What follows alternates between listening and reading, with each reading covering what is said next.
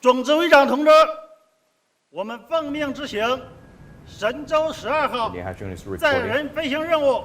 Commander, 准备完毕。 we are ready. 请指示 Acting at 中 the 国人民 order 解放 of 军 Shenzhou 12 mission, 航天员 we 大 are 队 ready. 航天 Please 员 indicate 聂海胜 astronauts 聂海胜 航天员刘伯明 astronauts 刘伯明航天员汤洪波 astronauts 汤洪波出发。 Go. 是，敬礼。 Yes, salute.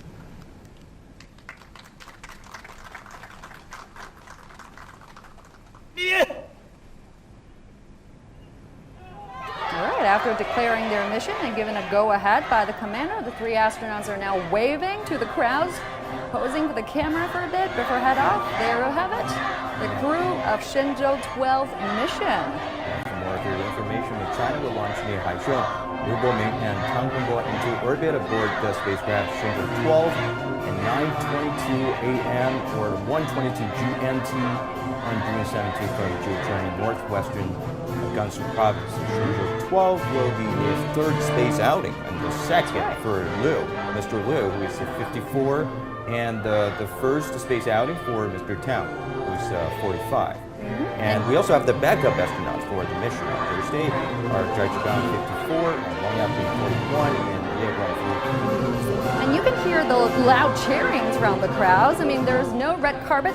This certainly feels like a red carpet event. I mean, lots of love and respect there. They're carrying that small suitcase. I believe that's the portable air conditioning unit. Is that? Yes, that's the ventilation. Ventilation Because you know unit. that it's very hot inside the EVA spacesuit, so they need a ventilation device and for the cooling the inside. So if How they are they going to use that? How are they going to use that? Is there tubes to connect? there are electricity batteries on the box in the box, and there are fence, couple of fences which can provide the ventilation for the spacesuit. If they go inside the cabin, the re-entry capsule, they will connect the pipe to the spacecraft. Astronauts now hopping onto that van, which will take them to the launch pad. Big smiles today, confidently getting onto that van. The van is going to take them to the pad. It will take a few minutes for the van to get to the pad. I mean, this is a shared experience that we are enjoying right now as people from the world are watching this mission, and that's wonderful. I mean, it's filling us with joy and pride. That's right. To talk about this EVA suits, Mr. Xu, so this is not first time that China's to carry out this outer It's space. not really EVA suit. Oh, that's not the EVA suit. It's just for flight. It's for intravehicular activity. Yes, For these launch are and re-entry. IVA spacesuits. It's the IVA suit. There you see the national flag. So the EVA has been stored in the cargo ship right now. Yeah, they're going to take some time to dress up.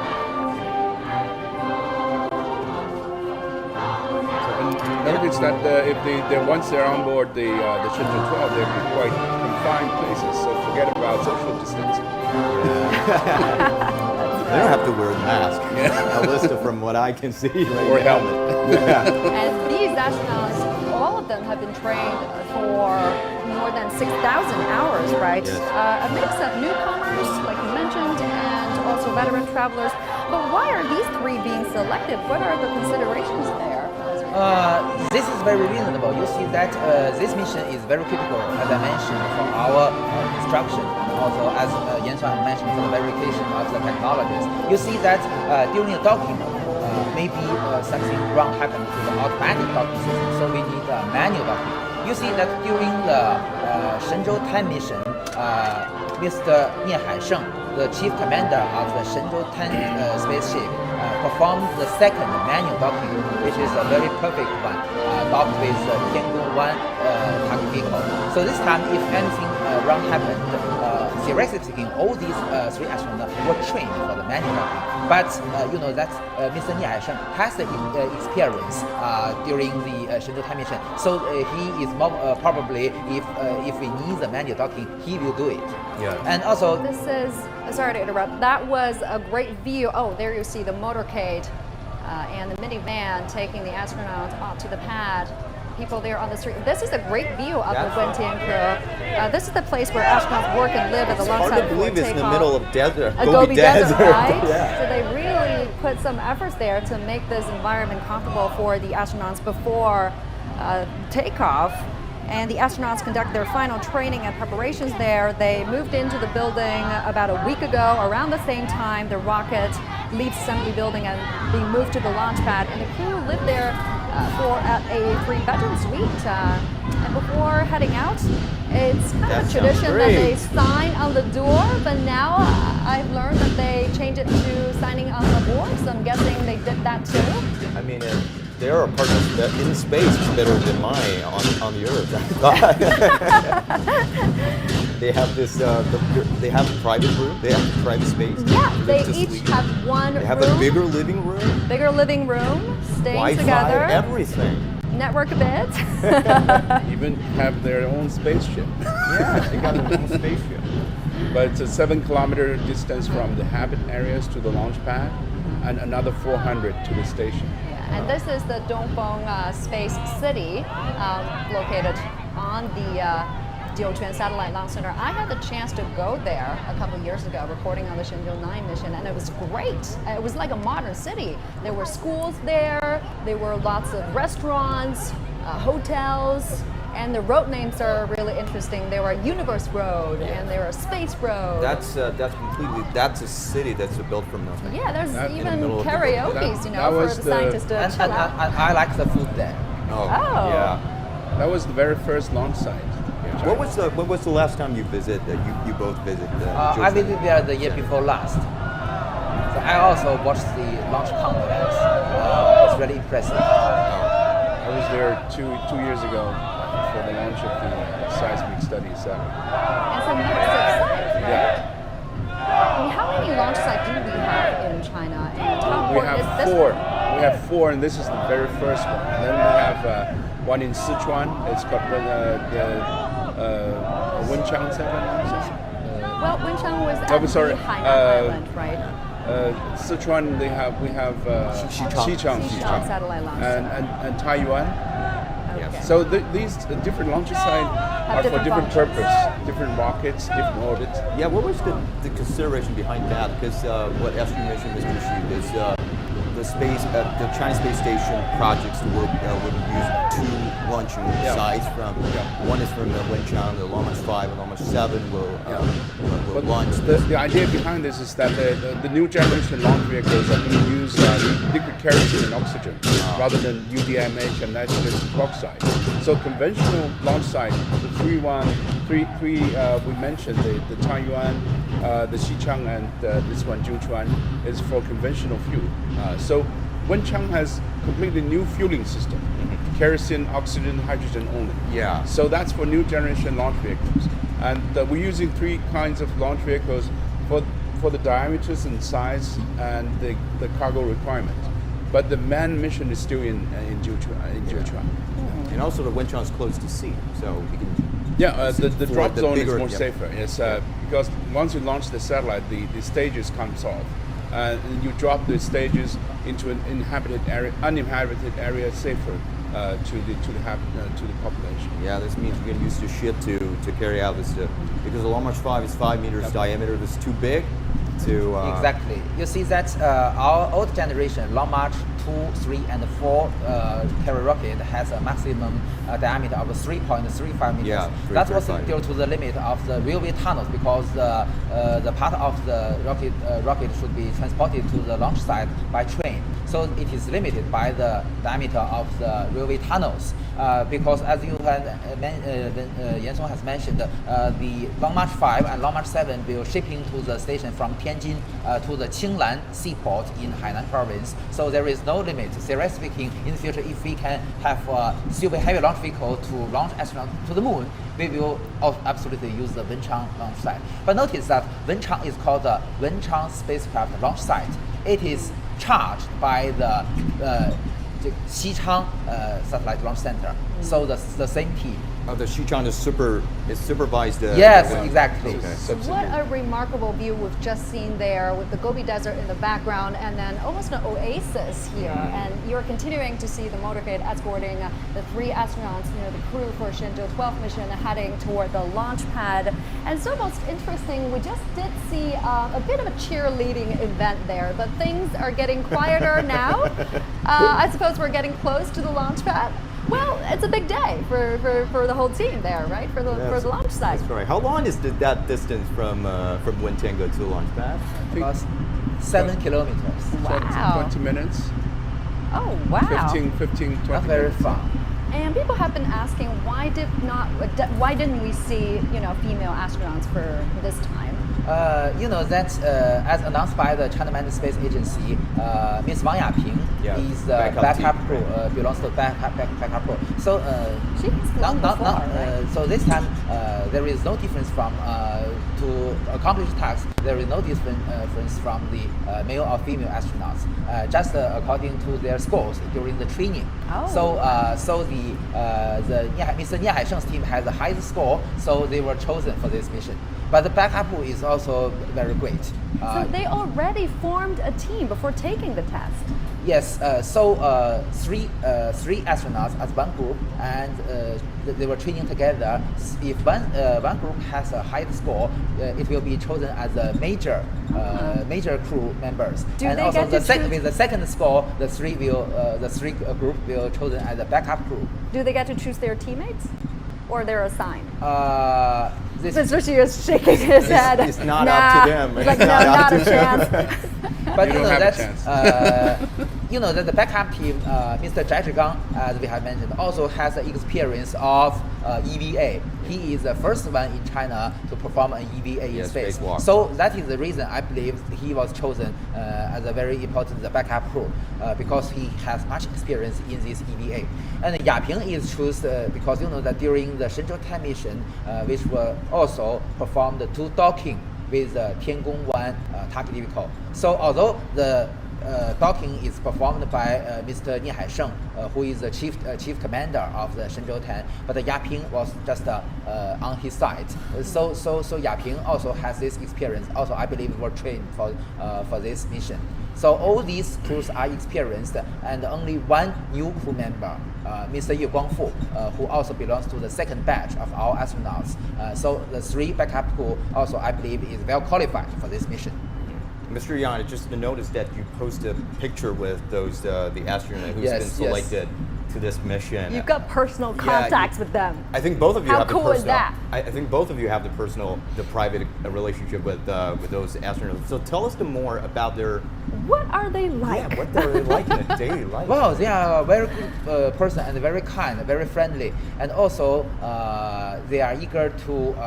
As I mentioned, it is very impressive.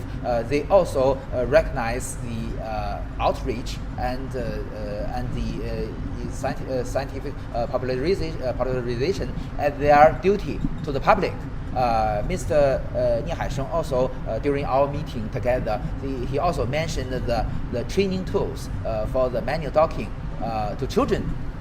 He expressed his opinions about how this handle should be improved and so on. So these kind of things, very impressive. And also Yaping, you know that Yaping is the first teacher, first space teacher in China. She's also very enthusiastic to space education, and she also attended many these kind of activities to the public, to students, to children. So Yaping, she also expressed her wish to perform this kind of space education during her missions in our Tiangong missions. You know that in the future, the space education and outreach is also a very important task for our station. Also, it is very interesting. During the two sessions before, Yaping expressed her wish in the future. She hopes that she can walk on the moon. Oh. You know that not only the leaders of China Aerospace, but also some of our astronauts, including Yaping, has mentioned their wish to walk on the moon. I believe sooner or later they can achieve this goal. Do we have a more detailed plan about the moon landing with the sending the astronauts on? The central government still we need the approval of the central government, but we've already started the preparation for this mission. For instance, as Yan Song has mentioned, during the maiden flight of the Long March-2F Y12, we have the test vehicle. The test vehicle, theoretically speaking, for the low Earth orbit missions, which can have 6 to 7 crew. But for a lunar mission, maybe 3 to 4 astronauts. This new generation spaceship is designed for the lunar missions. You know that during this the test flight, it reached its orbit with its own engine to apogee about 3,000 kilometers to simulate the re-entry like the spaceship from the moon. So this is a very good preparation for the future mission, although it is a test vehicle, a prototype, as you mentioned, not the final version. But still, it is a first step. And also, you know that for going to the moon, the Long March 5 is not big enough. So we need a super heavy launch vehicle. The you know that on the Long March 9. Yeah, maybe Long March 9, it has already exhibited in the windows of our cask and casing. So Long March 9, we will already do some preparation. For instance, the 510 level thrust big rocket engines. We've already testing many necessary technologies for these rocket engines. So this, I believe that sooner or later we can have these potential lunar missions. And as we speak, the 3 astronauts, they are on their way to the launch pad. And if you're just joining us, you're watching our special coverage of the Shenzhou 12 mission. The Long March-2F rocket carrying the Shenzhou 12 mission will lift off at the time of 9:22 Beijing time. And when that happens, we are going to bring it live to you all the way through. And I'm just wondering, you know, sitting on that van, when do you think the astronaut got up this morning? Did they have breakfast? Maybe earlier What than was it us. like in the morning of the big day? Maybe earlier than us because they have to suit up. They have to suit up. And before suit up, they have to do a complete health check and complete all personal things. I think probably 3 o'clock, 3:30. They got up. Yeah, yesterday I was told that they would get up at 3. Yeah. So 3 a.m. 3 a.m. And they've already put on the suit. After they put on the suit, do they get to go to the bathroom, or they have put on They have diapers? to do the bathroom thing first. And they're going to have a very long day. Yeah. And also, they should have diaper inside, but this diaper is specially designed, For much more space high performance Space than the diaper we use, we use daily. High daily life. capacity diaper. But actually, the diaper today, the baby diaper was the firstly used There by you astronauts. have it. in So outer the space. astronauts A I look at mentioned. the launch tower. Yeah. But you cannot see the rocket at the time, right? Because that's enclosed in that steel structure, the blue steel structure. But as we get close to the launch, the retractable platform on that umbilical tower is going to open up, releasing the rocket. Then you can see the full view of the launch vehicle. Well, the launch pad has something very special. It has a lift go up, but it has a tube to go down. It's like a Talk garbage to us tube. about that. Yeah, Yeah. they do That's have the white line. If you're Yeah. looking at this video, and you see this, On the there is left the white side. line on the left side. That's its escape route. No, escape route is just inside. It's like it's a garbage tube, but it's inside is with rubber. So the if astronaut there's can in jump case of in. emergency, you know, they have a bunker underneath. Yeah. So the So in that's case- an emergency escape emergency system. escape, yeah. The rocket itself, as well as the launch pad, is designed for safety.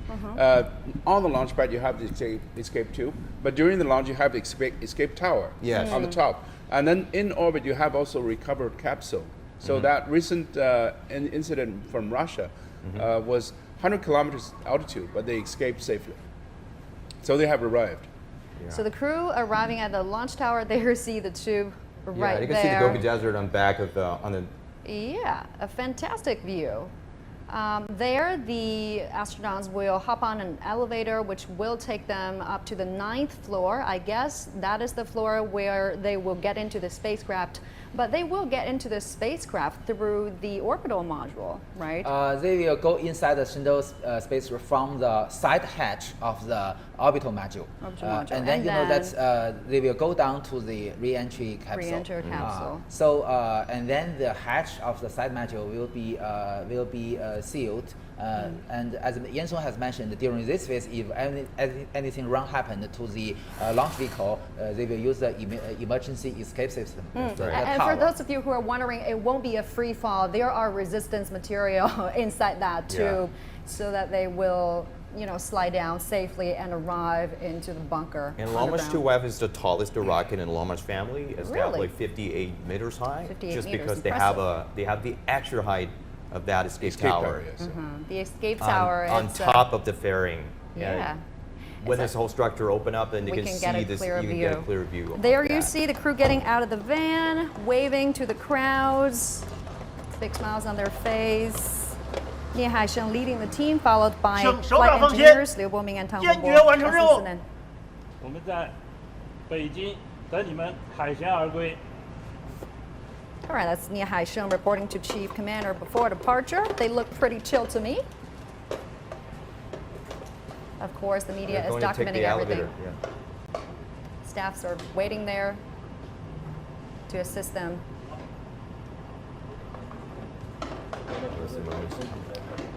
And it is 6:52 Beijing time.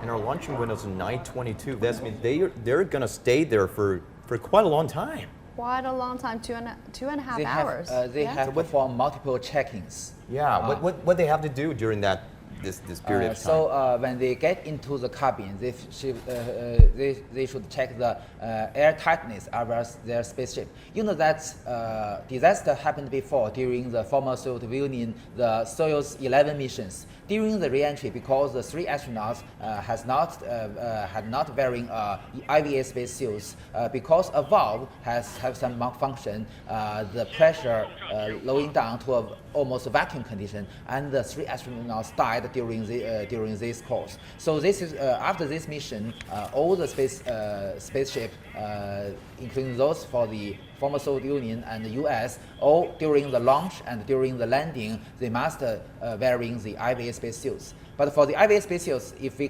want it to work properly, we must check if the airtight sealings is properly done. So this must be checked. And also they must check the many parameters of the spaceship, including those for the emergency escape and for the handling operation of the spaceship. So they must check everything. That need time.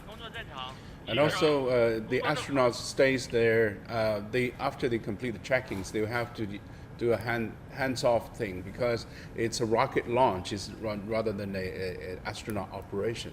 So the rocket has to be unlocked and fueled and checked and launched. So they're waiting basically for the launch vehicle to be ready. So they also complete their checking and they do like a hands-off thing and wait for the launch to happen. Yes, this Long March-2F rocket is called human-rated launch vehicle, which means it's qualified to carrying humans into space.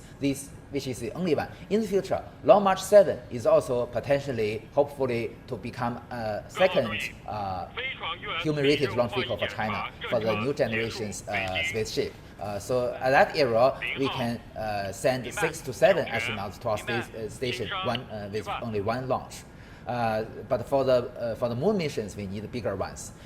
This Long March-2F, the reliability of this launch vehicle is 0.97 or 97%. You know that this is not enough, safe enough for astronauts because. I'm sorry. There you see the crew entering the small area where they can get access to the spacecraft, sitting on the chairs, patiently waiting. What kind of final checks up would they go through here? Yeah, the ground staff will check, as Yansong has mentioned, their medical parameters, their health condition, and also some instruments on their spaceship.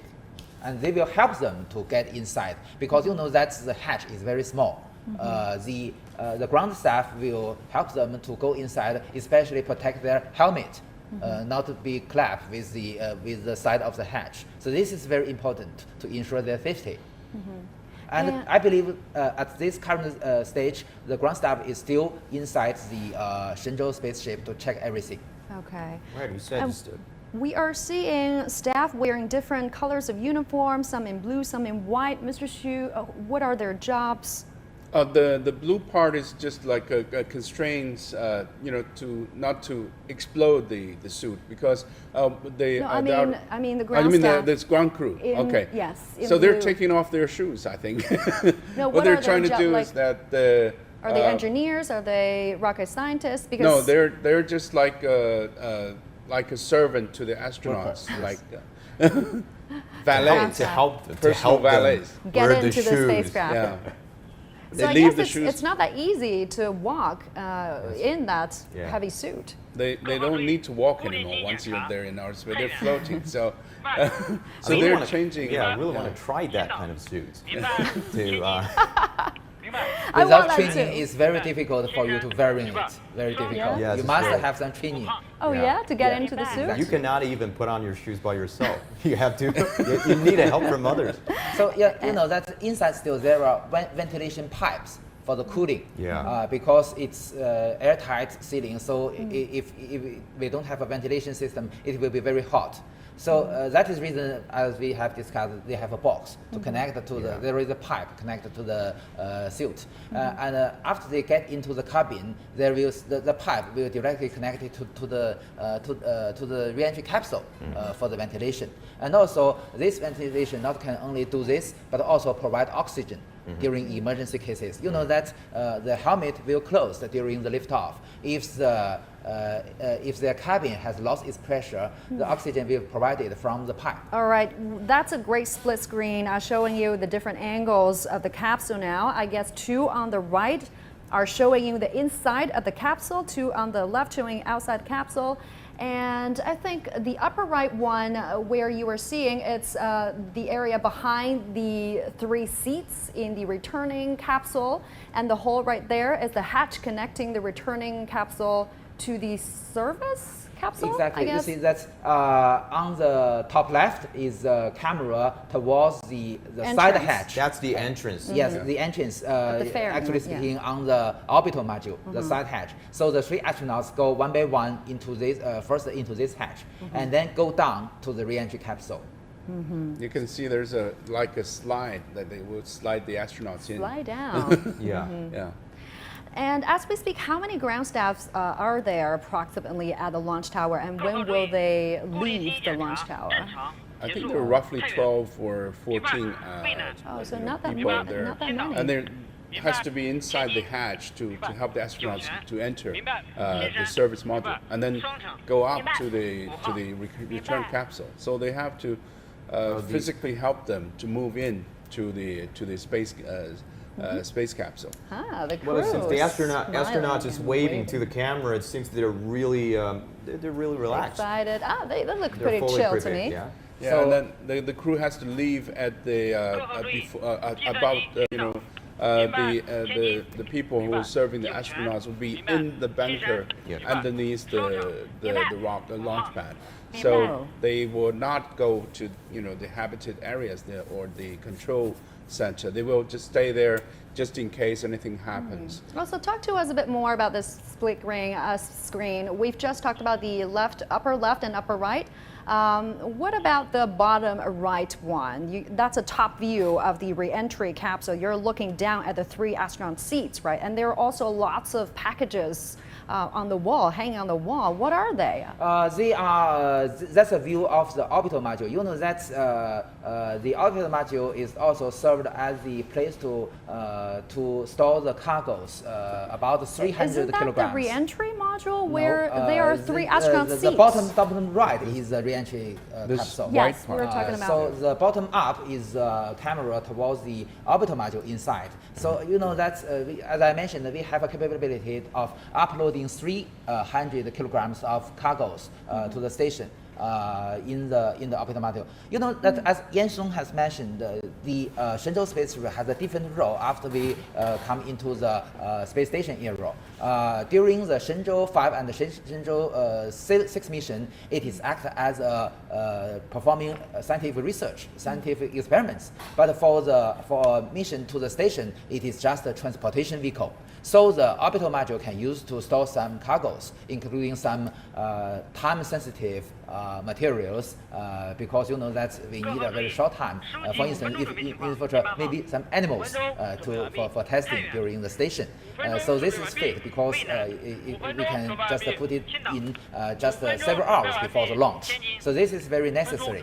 And also, you know that there are also some food and supplies. You know, in emergency cases, which if the Shenzhou space cannot dock with the station, they should go back. But maybe they need time, maybe several days. So the astronaut also needs this kind of supplies.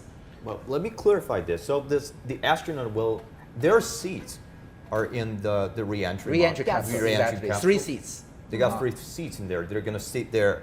But if something happened, do they need to climb up to the escaping tower or something? No. The The escape tower will takes the capsule. Oh, they will take that. Yeah. Basically, that works to pull the capsule away, far enough away from the rocket Yes, to ensure exactly. the You know that parachute. the Shenzhou space has opens three up. parts: the orbital module, the re-entry capsule, and the propulsion module. And during the emergency case, the connection between the re-entry capsule and the propulsion module will be cut off. And the emergency escape system lift off from the rocket and then take the orbital module and the re-entry capsule away from the rocket. Okay, so this escaping tower is the only parts to provide the thrust for the re-entry modules to get Yes, to get away and from the requirement to the emergency escape system is that even if on the launch pad, on the launch complex, They could blast off They away. could blast off and to a very high altitude, safe for deploy the parachute. with the core rocket still standing there. Yes. So this too happened during the launch of the former Soviet Union's Soyuz spaceship. Soyuz ship. You could Oh. see, you could hear All right, from. the flight commander is about to slide in the spacecraft. Again, he will be entering the orbiting module, and then from there, he will enter the re-entry module and take his seat. You may notice they need help of the ground staff. Yes, and To slide another in. staff inside the Inside. capsule assisting him as well. This is a view from the orbital module. to pull his legs. And we should interview this person. And what was the words the astronaut talked to? Because Right before launch. Yeah, he is the last person Who talked this to him. astronaut talked to. Well, the flight commanders will talk to him in comms. There you see the flight commander Nie Hai-sheng descending into the re-entry module, about to take his seat. I believe this is oh, not this Nie is not Nie Hai-sheng. Hai-sheng. So let's see who is. I think Nia who Haishan is going this? to be the last one to get into the. Probably. Well, he will Maybe this is- either be maybe this is Hongbo or Liu Guoming. Guoming or Tang Hongbo, right? It's based on their sitting position. That's you know, right. they Yes. have to sit on side and. So the commander will sit in the In middle. the middle. Yeah. Yeah. So we'll wait to see So we he will get be a last one clear to look. go inside. Will their families be watching? I think believe so. Will they be watching at the launch site? I I- believe Yeah. maybe it is a tradition that their family, their relatives will go to see the launch, Yeah. to watch the launch. Because of the communications, as you have heard from the background, there are checks and checks because there are a number of stations that is doing the telemetry tracking and control, TTNC, and that's lied along with the launch track. So number of stations, including also ocean-going boats, have their antennas ready and ready for the mission. So communication is going to be important once it's launched. Here we are, another astronaut getting into the orbital module, and we cannot be sure who that is, but we will tell you once we get a clear visual of them. One of the three. One of the three. So this one will go to the other side. So I've just heard from our control room director, it's going to be in the order of Tang Hongbo, Liu Guoming, and lastly Nie Hai-sheng. So Yeah, this Luke Fuller will is, sit in. Yeah. Will sit in between them. so the first who got in was the This youngest. is Guoming. This is Liu Guoming. Guoming. And now this So is Liu Liu Guoming is Guoming. waving to the So, camera. This it's on will the far be side. Liu Guoming's second space mission. He has flown on the Shenzhou 11 mission, is that right? Shenzhou, no, sorry. Shenzhou 7 mission. Seven. Yeah, Shenzhou 7 mission. During the EVA. Shenzhou 7 mission, he wears the all-land spacesuit from Russia to help Mr. Jiuquan, who wears the Feitian spacesuit. Their maiden spacewalk. Yeah, So for this time, are they all wearing made in China suits? exactly. So this time we will have an improved version of our Feitian spacesuits to perform the more complicated EVA. So this one must be Mr. Nie Hai-sheng. Right, the commander of this mission. Yep. His third flight. You may notice that just on the top there is an object which also belongs to the emergency escape rocket. During the launch, after the jettisoning of the Escape emergency tower. escape tower, this may work if anything wrong happens. So that's for a higher level flight, right? Exactly, on After a higher the escape altitude. tower separation, Yes. if there is an event of an emergency, the fairing also have the engine, like Professor Yang just pointed out, and that will kick in, and that'll take astronauts away from the rockets, I guess. You can see on the left side of Nihaisheng the hatch between the service module and the recovered capsule. That hatch will be closed after they get into. Yeah. What do you the think he's capsule. doing now? He's holding this board. Yes, They got some Checking paper. out some there are lists. items Paper on works to do. the paper. So he will check one by one. So if this parameter is okay, the next one. So he must check everything should be okay. The same routine since Yang Liwei's Shenzhou 5 mission, all the same. What kind of content will be on that checklist? For Such instance, as? maybe some switch should be in the right position, and also there are some parameters echoed on the instruments, so they must check everything is okay. I have to familiarize with the service module because the service module interior has some cargoes, and once they're in space, they have to know where exactly what is where.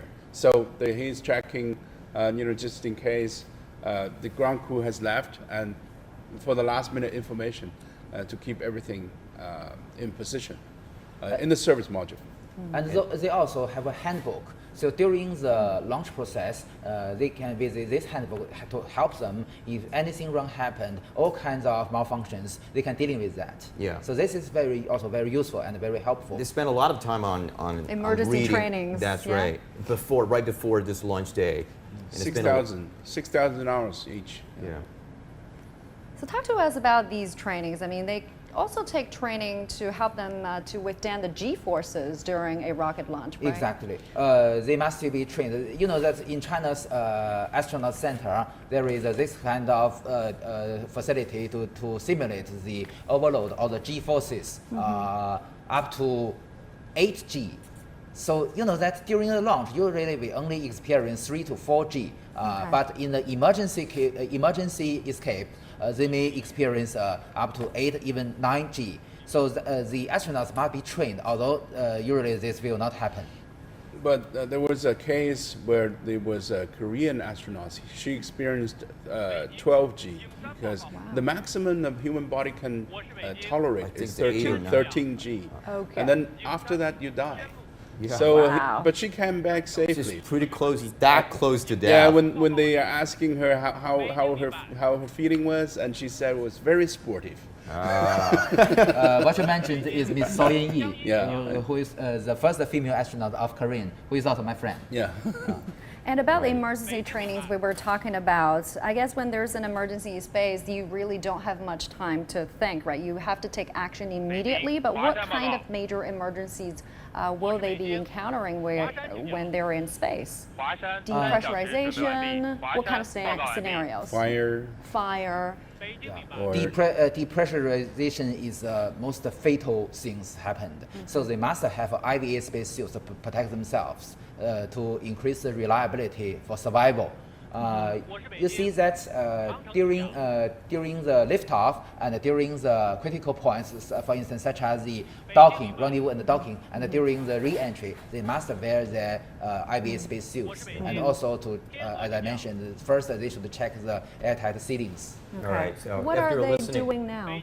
If you're listening to the radio, if you cannot watch this the video right now, if you listen through the China Radio International, that we can brief you that the 3 astronauts are in position in their re-entry capsule. So they're well, it seems they're quite busy preparing for Exactly. the final check. So what are they doing now? You can see Hongbo has just take out a handbook from the bag. So they must check everything. That's the flight manual. In the middle, what is Nie Haisheng holding? That yellow bag. What's inside that? He's putting everything inside a bag because once you're in space, you're floating, and everything floats. So it has to be in a everything has to be attached to something. So he's putting anything extra into the bag so it doesn't float around and affects the flight itself. So they're holding the book, the flight schedule or flight book, so they have to check and tick everything. and during the whole process, everything has to be kept in a bag and put somewhere so it doesn't float once it's in outer space. Yes. It takes just 10 minutes to get there. Wow. And what is that big orange package hanging on the wall just behind their seats? Do you see get a on the bottom view. on the bottom right screen? There's an orange big package there. I think Is that that's the lifeboat? No, I think it's probably lifeboat. Coming back in case of emergency, lifeboat or a parachute, something like that. I mean, if you're landing on usually a sea, there are some resupplies. For instance, in some special cases, maybe you cannot go into the orbital module. Most of the food are stored in the orbital module. So during the liftoff, usually they should also store a little small amount of food, water inside the re-entry capsule. In case that for instance, if the hatch have some malfunction, they cannot open it, or something wrong happened to the orbital module. For instance, such as depressurization. So they must have something inside this. And also, that they even have a pistol, they even have a gun. In the They're about capsule. where they- that during the emergency escape, they may land it anywhere. Yeah. Maybe in the forest, Yeah. maybe in the grassland. So maybe right. there are wild animals. They must protect themselves. And also there are some echoes for the rescue teams to find them more easily. I think that kind of emergency happened to the Russians, U.S. Russian. Russian, yes, especially during the Voskhod 2 mission. After the first EVA by Leonov, Mr. Belayev and Leonov landed to an Forest. unpredicted site, and no one can find them. So they must protect themselves, even with the gun. But it's been said that new technologies has been added to the spacecraft to make sure that they have a more precise landing spot. Yes, it also has positioning device such as our Beidou receiver and so on. So they can send signals to show the ground rescue team where they are. And one thing to notice is that this time they have changed the landing site. That's right. It used to be in Inner Mongolia. It's still in Inner Mongolia, but it's the proximity is closer to the launch site. To the launch site. So the logistic is easier. Otherwise, it takes a long time for a rescue team to go there, and you have to search it with helicopters and everything. But with the new landing site, probably it's much easier to receive the signals. The radio beacons and everything, and the rescue team can get there easily and provide better logistic and safety. And that is also a very critical mission for this time to verify this re-entry site. This is going to be their first time to use that? Yeah, it's the first time they're going to use the first the new landing site, and that also requires a lot of control in orbit, and also a lot of TT&C and telescope, let's say, and all the facilities that you need to guarantee a safe landing.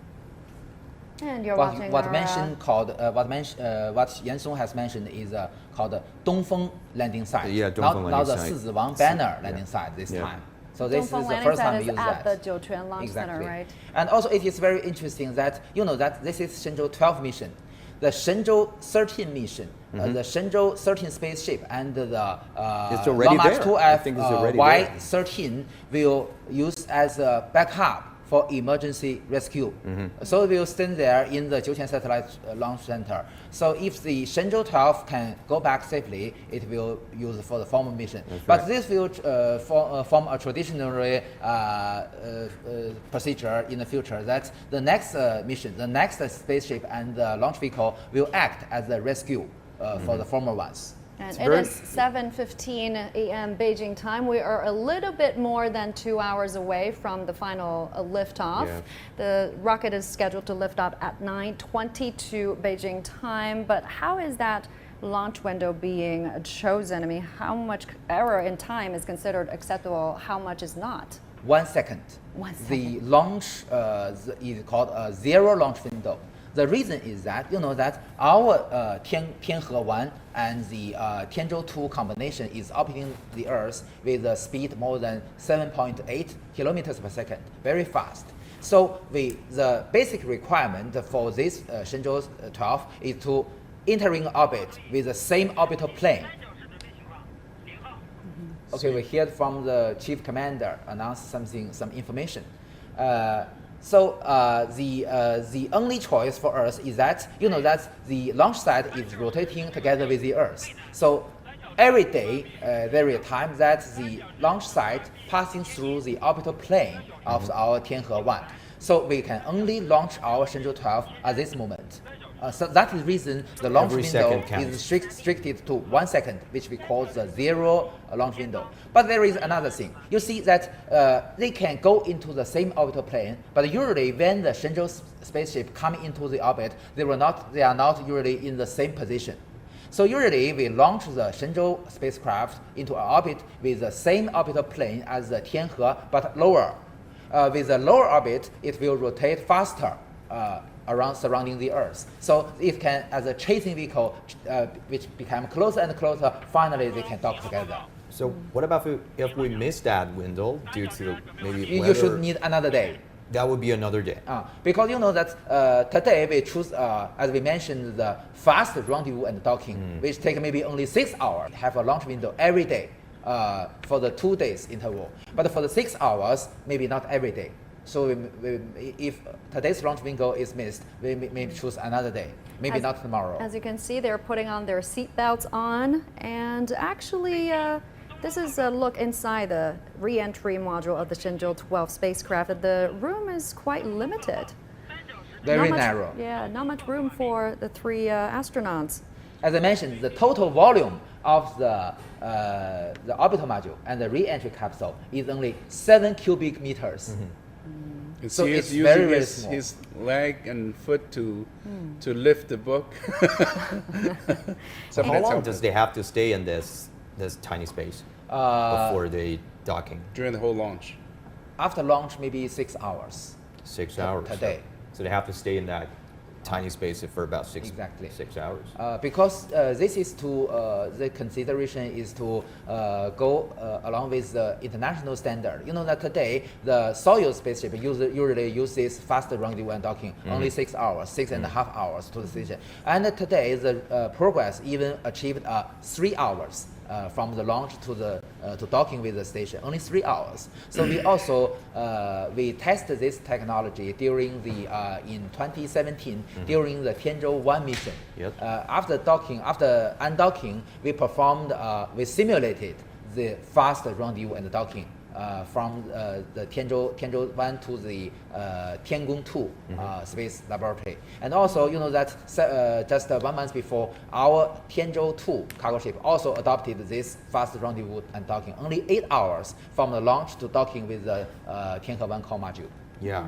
And even though they have to stay in that tiny space for about 6 or 7 hours, They will be very convenient. they'll be very convenient. Yeah. But the whole flight process Yeah, is, exactly. it You just see that- need to take like 10 minutes to take them to the orbit. It's very fast to get there. So which part of that period, during that period, which part is most unbearable or is make them most uncomfortable? At first I mean, or in the middle? during the working of the rocket. So as Yan have mentioned, the bag will floating after they go into the orbit. But during the launch, there will be very violent vibration. Okay. So also the bag must be fixed there very tightly, not only floating in outer space. So they will also, the astronauts will experience the G load and also the vibration. They must be trained for this to adapt that during their And I daily still training. remember Mr. Yang Liwei mentioned that during his first flights to the outer space, that this kind of the vibration is making him feel very, very uncomfortable. Yeah, there is a what we call a pogo. Pogo is similar to the jerk of the car, Yeah. but 10 times greater. Yeah. So you don't feel very comfortable. It's not a smooth ride. It's the rocket that is shaking and in very low frequency. And you can see Nie Haisheng holding this long stick. Well, right in front of them, where you cannot see, is a control panel where there are buttons on the control panel, and he's using that stick to, press on the buttons. And it's said that the buttons on the panel are usually bigger than the usual ones, and they are further apart because the astronauts will be wearing spacesuits and gloves. It's easier for them to use. Yes, they have put on their gloves as you can see that they're testing all the communications, all the parameters, and as they are on the ground, they're taking full advantage of the time to check and recheck all the system with the ground crew before they disconnect from the ground and flight to outer space. So taking this full time to double check everything with the command center is very important at this moment. And they also need to connect all the pipes on their spacesuit to the spacecraft, right? Oxygen supply, airflow, Yes. comm system, monitoring system. Yes.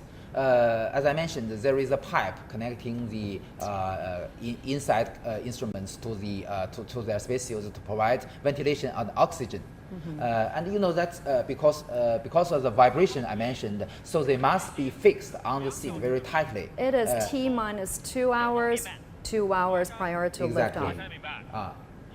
So at this stage, we use the power supply from the ground, not by the battery inside the. This is to save the energy of the batteries inside the spaceship, and also the same thing to the rocket carrier rocket. So only about several seconds before the launch, we just disconnect all the connectors, and then the power supply transfer from the ground to the vehicle itself. Just to save the energy, Then because the we rocket only is on have its own. limited amount of energy before the unfolding of the solar panels. So we must saving this energy. This is the same procedure for all spacecraft launch. Yeah, and they have completed several drills already in the past couple of days, but this time, this is the real deal. I mean, the launch phase is the most dangerous phase of the whole flight, right? Because you have multi-metric tons of fuels burning every second. It's extremely risky, and that's a violent energy exchange. And Think about you're sitting on the tons of toxic More propellant. than 500 tons. More than 500 tons of propellants. Yes. The propellants for Long March-2F are UDMH, or unsymmetrical dimethyl hydrazine, and nitrogen tetroxide. The UDMH is highly toxic, and the NTO, or the nitrogen tetroxide, is highly corrosive. That's right. So it is very dangerous, but also have advantages. So they can be stored in room temperature. Yes. And so they can. So we're not going to see any of that, the white gas coming out of the there is tube, no the sorry to fueling interrupt. tube. There is the level 4 retractable platform of the umbilical tower opening up. Soon you will. We Oh, are- there is the escape I have tower. already I got the view of the escaping tower already. On Looks top like of the fairing. Looks like a mini rocket. Well, I say it's mini, but it's 8 meters long. It's taller than me, but Yeah. compared to the Long March rocket, It it's is the mini tiny. it is the mini rockets, but with 6 solid motors. 3 motors. One is used for emergency escape. One is for the separation in normal cases. That's and right. one is for attitude control. Oh, Here's the close-up shot. So there are multiple rotational platforms. You know that our launch complex is very reasonable, and also the launch complex in Wenchang also adopted a similar design. So you know that the rotational platforms can provide a closed space for the rocket and the spaceship complex. So that provides a very good condition for this vehicle. Even they will not be influenced by the rains or the sandstorms. And the whole umbilical tower has 4 major segments. The one that's opening up is the top segment, level 4 segment. And after this, level 1 and level 2 segments closer to the ground will open, revealing the stage 1 and stage 2 rocket. And lastly, in the end, the third, level 3 segment will open, revealing the spacecraft. That's where the astronauts are staying right now. we're talking about the rocket design. Some say that the Long March-2F is the 2.5 stages. Some Exactly. say it's 2 stages. What that means? The hard stage means the 4 boosters. The side booster is yes, exactly. The 4 boosters use the same engine as the first stage, but the first stage uses 4 engines. Yeah. But each booster only use 1 engine. Each have a thrust of 75 tons. So this is a configuration of the 4 boosters. The diameter of the booster is 2.25 meters, and the core stage has a diameter of 3.35 meters, as we mentioned. And also the second stage is shorter than the first stage, but also with the same diameter. It uses the engine is the same as the first stage, but it is a vacuum version, which means that the nozzle is bigger.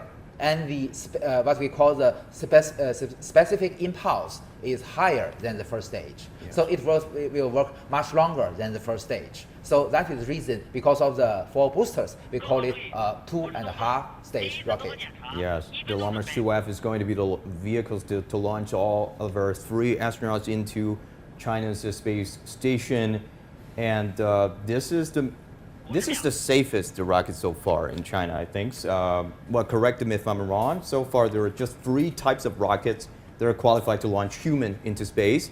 The Russia's Soyuz that Mr. Yang mentioned, and China's Long March-2F, and SpaceX's Falcon 9. Yeah. Well, the current operational ones, yes. And previously, we also have space shuttles, the Saturns, and many other that has been used. So maybe this year or next year, the Atlas V will also carry the Starliner into space. If successful, it will be also another operational human-rated launch vehicle. You know, that reminds me of a very interesting conversation between me and some of the rocket engineering. So, well, let's say we're going to have a business trip to Shanghai. You're going to book the air tickets. They didn't choose. We're hearing a countdown. Do we That's know a what's rehearsal. that for? That's a rehearsal. It's a rehearsal. Sorry, you were Yeah, saying? you can book the air tickets, right? You can choose from whatever the Airbus 350 or the Boeing 737. You can pick up the type of the plane that you want to take on. And now, what? Let me ask you this, Jiuquan. If you were going to space, what type of the rocket are you going to pick up from the Long March family? There is about what, 10 rockets to choose? Really? Isn't this the only one rocket that can carry men to space, the Long March-2F? So far it is. But are you going? Then Long March-2F it is. I really wants to try the Long March-5. It's bigger. It's probably more comfortable.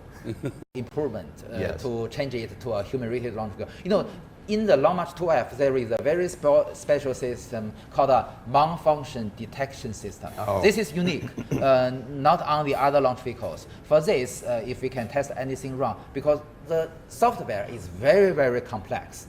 It monitors everything, and if anything happened, will ignite the emergency escape system. As we mentioned, the reliability of this Long March-2F is 0.97. So that's not safe for astronauts. That means for 100 launch, there may be 3 missions threaten the safety of the astronauts. So we have another emergency escape system, including the emergency escape tower and also rocket engines on the payload fairing. With this help, we can raise the reliability to 0.997. Which means for 1,000 launch, only 3 cases may threaten the safety of the astronauts. So that will be safe enough for the human beings. So that's the reason we call this a human-rated launch vehicle with the help of the malfunction detection system and the emergency escape system. A very reliable rocket, I would say. But what other upgrades has the rocket been going through since its first launch in 1999? Exactly. It is very interesting that, that Shenzhou 1 is not a formal model. It is an engineering model because that we want to check the Long March-2F rocket. So as Jensen has mentioned, during the Long March-5 launch, we tested the prototype of our new generation. So it is a similar thing happened to the Shenzhou 1. Usually the Shenzhou 1 is originally the engineering model, not prepared for formal flight. But during that mission, it's changed to we can recognize as a piggyback payload for the Long March-2F. But that's also a very successful mission. As you can see, not much going on inside the re-entry module. Things are pretty static now. The 3 astronauts looking at their flight manual, going through some final status checks. Yes, just several minutes before when we are talking, we heard the voice of the commanders. They just performed preliminary training, simulates the liftoff process. When we heard the sound, that's maybe the last simulation before the launch.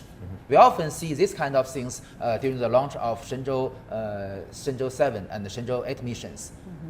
Less than 2 hours away from a final liftoff. Even the Long March 2F is the most reliable rocket type so far. Well, Mr. Yang, you just mentioned it will be replaced by the Long March-7 in the future? In the future, that's the Or are they going to use new the same time? the new generation of our our new generation spaceship has two versions. One for low Earth orbit missions, Yes. which has a mass about 13 to 14 tons, which can be launched by Long March-7. So that spaceship can bring 6 astronauts into our Tiangong space station. Maybe in the future we can do this. And also, as I mentioned, another version we'll use for the potential human missions to the moon, but need a bigger rocket. So what Yang is talking about is a new generation capsule, larger than the Shenzhou capsule, capable of sending 6 at the same time. So this one is 3 per time. So in the future we have a larger crewed capsule. There you see the escape tower right there. I mean, this kind of board system is usually controlled by a combination of automatic rocket failure detection, like Professor Yang just mentioned, and also a manual activation for crew commanders' use. But there is also another type of a board system, the good old ejection seat, like used in the military aircraft. In this case, there is another task for the ground staff. After the closing the hatch of the orbital module, they also have a panel to seal the payload fairing. After this, if anything wrong happens, they must use the emergency escape system, even if it is still stand on the launch pad. Yes. So as I mentioned, the same thing happened during 1980s when the former Soviet want to send a spacecraft to the Salyut 7 space station. There is something wrong happened to the rocket. So the emergency escape just takes the ship out from the rocket and safely landed several kilometers away. I can still remember the astronauts. Later, he enjoyed joined the mission in the Mir station and stayed there for 1 year. So you can see the opening of the umbilical hatch, because once you arm the escape tower, you have to clear the way. So that's probably one signal that they have armed the escape tower, and it's ready for that escape tower to work. And I also learned that these astronauts have to also get trained underwater, right? What's that for? To simulate the micro gravity environment, because this time the mission is more challenging. It's not just staying inside the capsule or just do a space flight or just wave flags. They have to go literally outside the space station and to work on the robotic arms. So that is more challenging. What you mentioned is called the neutral buoyancy pool, which have just put some salt in the water to have to balance the mass, the gravity, and also the float. So the situation, the feeling of the astronaut will very similar to when they perform in EVA. So you can see that it is a very large pool in the space city. That's right. In the astronaut center. So our space station simulator is already in the pool. I can still remember during an introduction on Central CCTV, Ms. Wang Yaping just showed her training inside the water. And because that the space suits is for everyone, so the boot is a little big. So she must feel something inside, because her feet is smaller than the male astronauts. Well, it's the underwater training is the only way that we can simulate this microgravity environment on the Earth. Well, yes, there are a couple of other ways, but it's not as good and exact as the mutual buoyancy. You use some of the springs to lift to simulate the microgravity environment, but that's not realistic as you're in the water. So everything is like floating, and it's like outer space environment. So they have to perform a lot of tasks, either attached to robotic arms or outside of it. Otherwise, it will float off. So all of these needs a detailed training, and this requires the swimming pool. So that's why a lot of astronauts end up retiring diving. So they go to diving resorts. If you try to find former astronauts they would be. They get used to that kind of environment. They're once either in an exotic diving place or on the way to it. Yes. The underwater training is very challenging and very tough. You know, after training, they were so tired that they can even take a they can very hard to take their chopstick to have their dinner. So they will be very tired after training. But this kind of training comes from the Gemini missions in the US. You know that the Gemini missions performed several EVA during their whole flight missions, but most of them are not very successful. Only the last one, the Gemini 12 mission, Dr. Buzz Aldrin performed a very, very successful EVA. The reason is that he is a fan of scuba diving, so he has that get really used helped. to it. Yeah, so this helped him. So when he comes to China, I suggest him to go to Sanya and experience the scuba diving there. Mr. Yang, you just mentioned about the Mir station that I think that belongs to Russia, right? And I think this mission today was the first time since May 2000 that two orbiting space stations will be simultaneously inhabited in space. And last time it was the Mir station and ISS. Actually speaking, yes. You know that the first module, the Zaya module of the International Space Station, was launched in 1998. Well, at that moment, the Mir station were not deorbited, which was deorbited in 2001. 2001 is but decommissioned. at that moment, it's already been unmanned. Because you know that its working period is much longer than the design period. So at that moment, it is already not feasible for astronauts to stay inside. So they don't have a choice but to deorbit the Mir station. In the final couple of years of Mir was not inhabited, but there was also an international community tried to bring the Mir and maintain the Mir in orbit as on a commercial basis, but they didn't do that. Because of the safety concerns. So it has to be deorbited and combusted and consumed in the re-entry process. And you're now watching the live picture of the orbital module of the Shenzhou 12 spacecraft. Engineers are doing their final status checks. They're communicating with the astronauts. Yes. The next step will be closing the hatch between the re-entry capsule and the orbital module. You see, this is a video, a camera mounted on the inside of the orbital module. We can still see the hatch on the left side. Finally, the ground staff will close the hatch. And after that, they will close the door of the orbital module, the fairing. The side hatch, yes. Is there any chance that the Tiangong space station, that the astronauts on Tiangong space station can meet or say hello to the ISS astronauts at this time? They were in the different orbit. You know that the inclination or the angle between the orbital plane and the equatorial plane of our station is 41.2 degrees. While the International Space Station, the inclination is 51.6 degrees. So they are different. They were, although a similar altitude, about 400 kilometers, but they are orbiting the Earth with a different orbit. So they cannot meet. Okay. All three collision astronauts strapped in Yeah. as we speak. And we've noticed that these astronauts are in their 50s, 40s. Ni Haisheng is the oldest of all. I mean, he's turning 57 this year. A lot of people do retire by the age of 55 or age of 60, and they are still going to space, and that is awesome. Yes. Or are they too old to carry out this mission? Would that be a concern? Well, they were trained many times for this. So once you're in microgravity environment, the muscle doesn't work so hard. I mean, it's the mental, it's the that knowledge. Won't bother them. Yeah, the knowledge that brings everything together. And you have robotic arms outside the station. You have all the mechanical things, and you have microgravity environment. And I think there are also astronauts that over 60. In the US and other countries are still performing well in outer space. So it's a physical fitness that's very important. So there's no standard. There's no standard. No standard for the age of the astronaut. Even though we are considering future to send scientists to outer space, because that's more fitted for the experiments.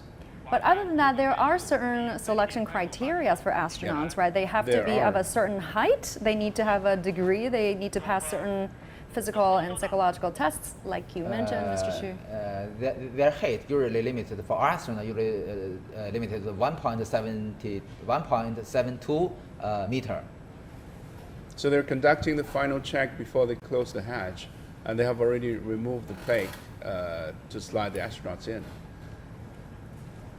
The ground staff is preparing for the closing the hatch. All right, a major move coming up. The engineer is about to close the hatch connecting the orbital module. You're now watching our special coverage of Shenzhou 12 mission, and Doni is here with a look at the other news making headlines around the world. Doni. Indeed, well, you have a very nice module there on the desk, and since Shenzhou's 12 is still on the Earth, and so are we, so let's take a look at what's going around in the world. A day-long summit in Geneva between the presidents of Russia and the United States wrapped up early on Wednesday, and on the agenda was everything from cybersecurity and human rights to the environment. Although both agreed progress was made over diplomats returning to their posts.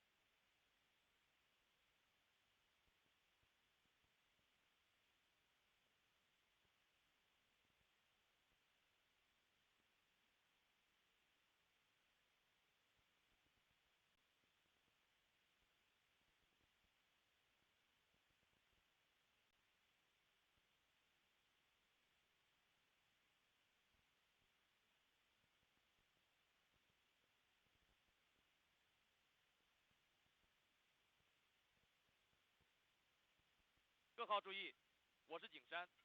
景山出轨根数及分离点参数已发出。东风。东风收到。华山。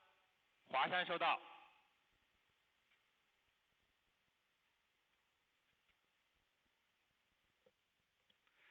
各号注意，我是东风。第一次综合检查，请。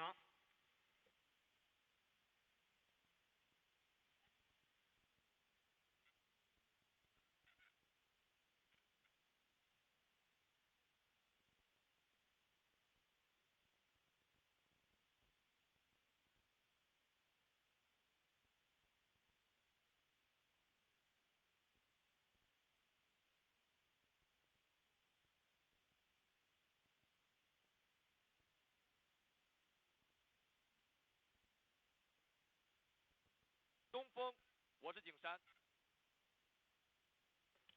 我是东风，景山请讲。景山、江阴、天路及长江6号第一次综合检查正常。东风明白。东风，我是华山。我是东风，华山请讲。华山第一次综合检查正常。东风明白。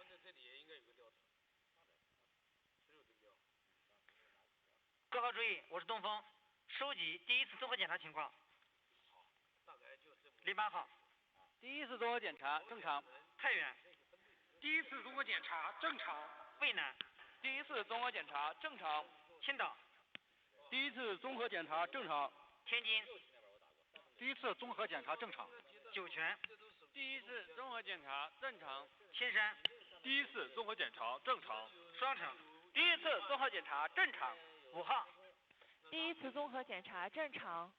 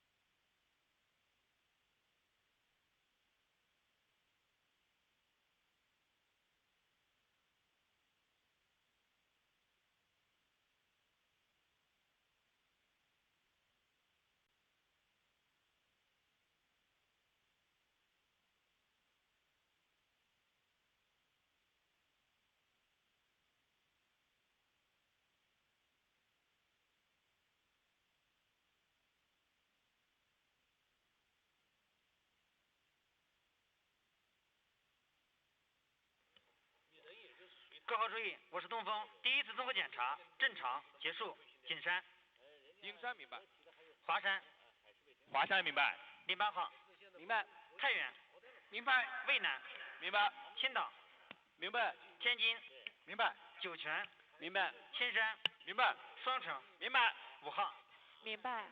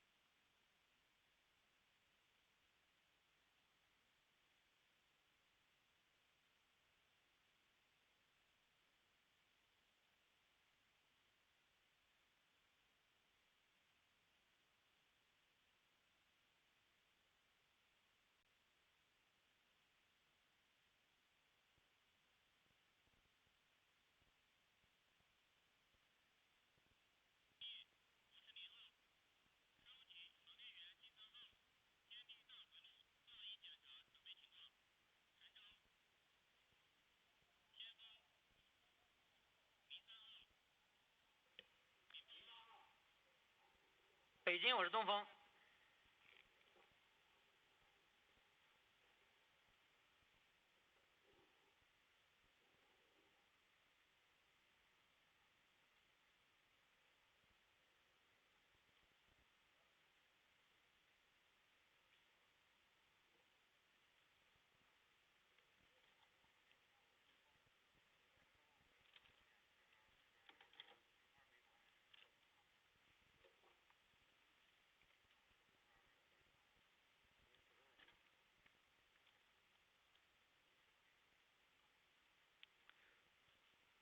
北京，我是东风。我是北京，东风请讲。各号注意，我是东风，收集天地化验检查准备情况。北京。准备完毕。酒泉。准备完毕。0号，我是东风，化验检查准备完毕。0号明白。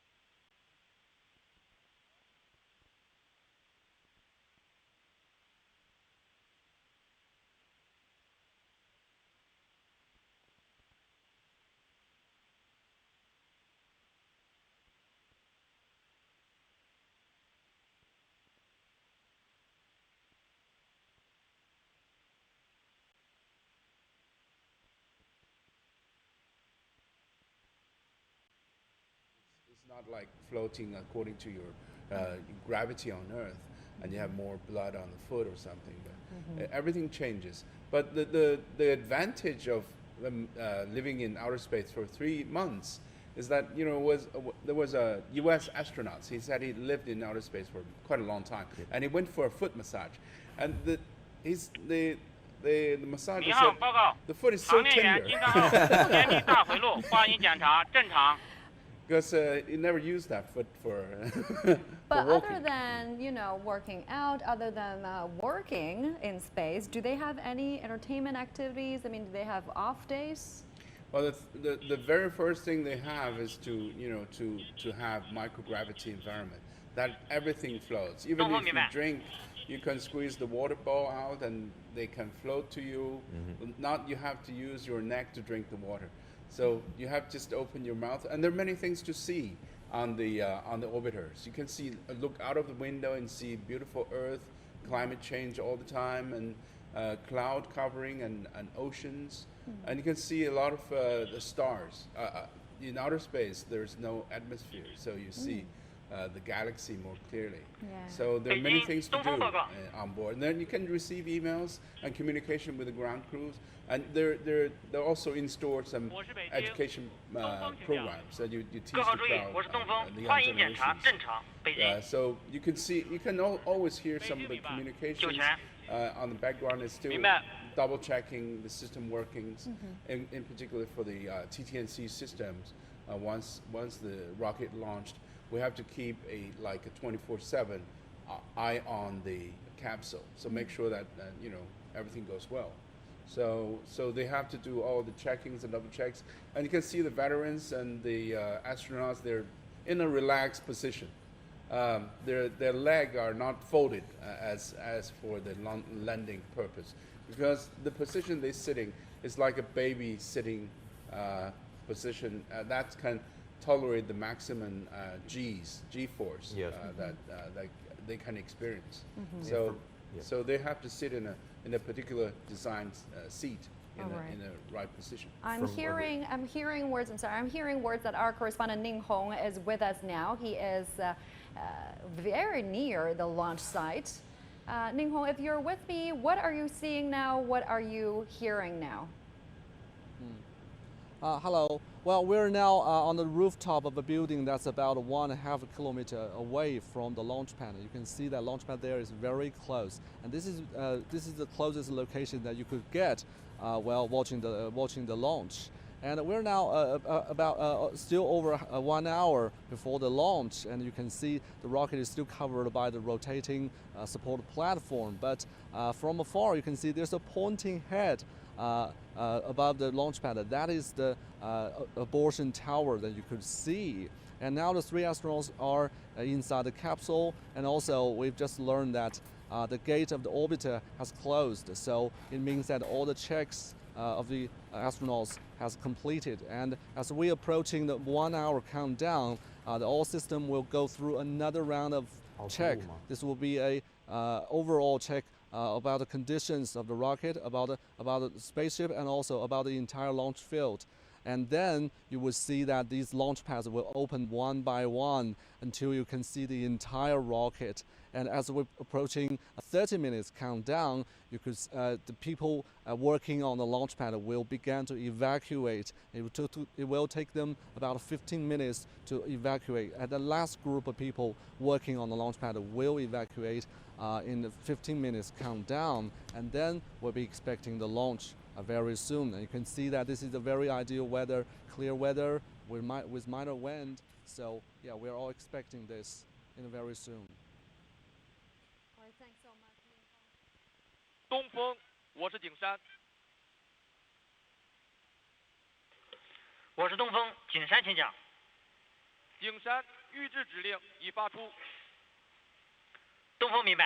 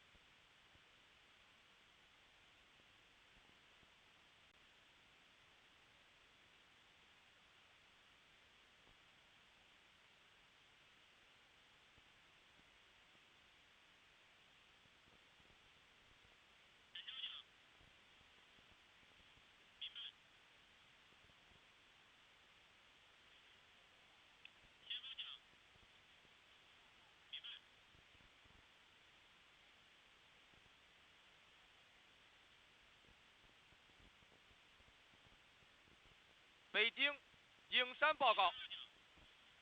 我是北京景山，请讲。景山报告测量船当前海况及2小时准备情况。长江6号海况5级，浪高2.5米，风力5级，能见度10公里。景山天路长江6号2小时准备完毕。景山报告完毕。北京明白。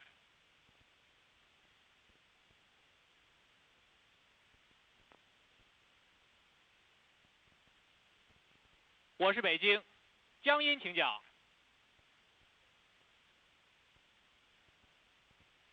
北京明白。北京华山报告。我是北京华山，请讲。华山2小时准备完毕。华山报告完毕。北京明白。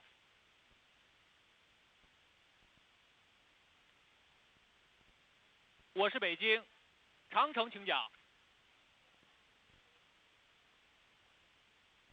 北京明白。我是北京天河，请讲。北京明白。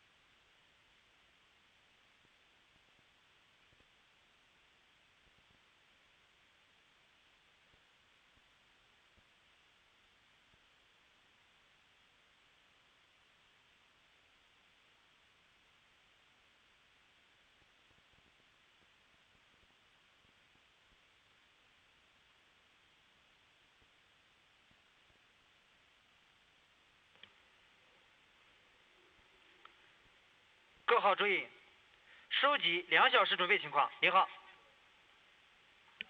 2小时准备完毕。太原。2小时准备完毕。渭南。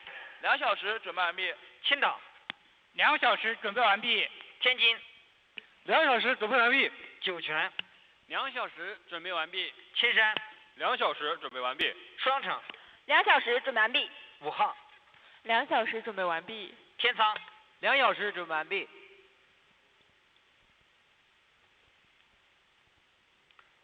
北京东风报告。我是北京东风，请讲。东风各号2小时准备完毕。东风报告完毕。北京明白。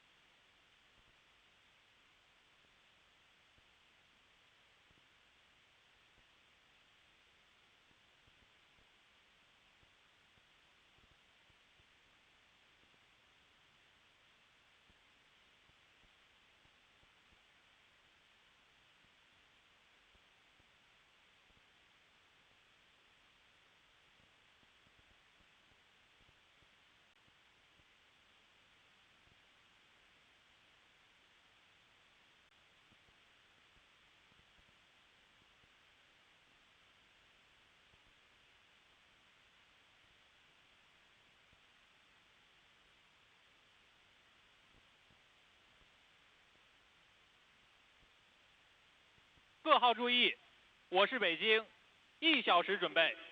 东风，东风明白。华山，华山明白。江阴，景山，景山明白。各号注意，1小时准备。0号，明白。太原，明白。渭南，明白。青岛，明白。天津，明白。酒泉，明白。青山，明白。双城，明白。 5号，明白。天仓，明白。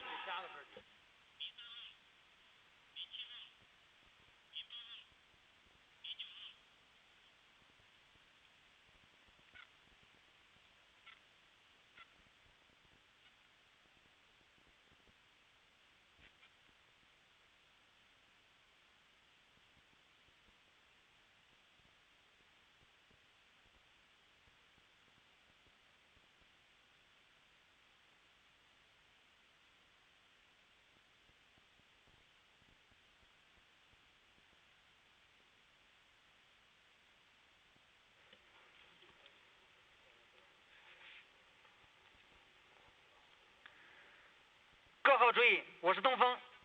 第2次综合检查，5分钟准备。景山，景山明白。华山，华山明白。08号，明白。太原，明白。渭南，明白。青岛，明白。天津，明白。酒泉，明白。青山，明白。双城，明白。 5号，明白。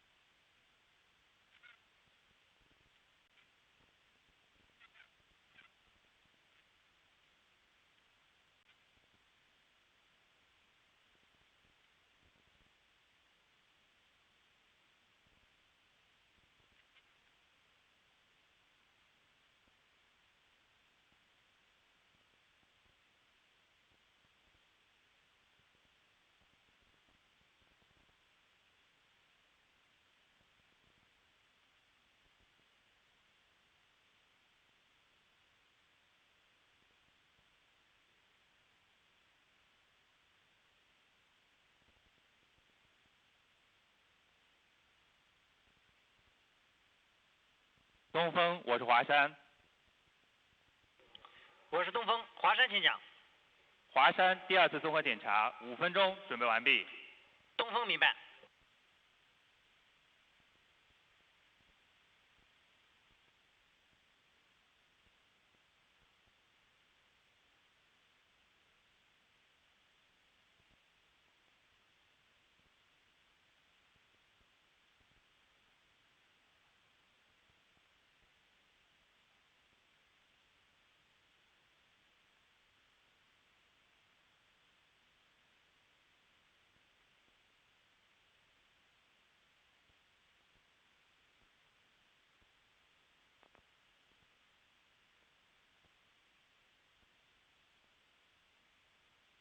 东风，我是景山。我是东风，景山请讲。景山、江阴、天路及长江6号第2次综合检查5分钟准备完毕。东风明白。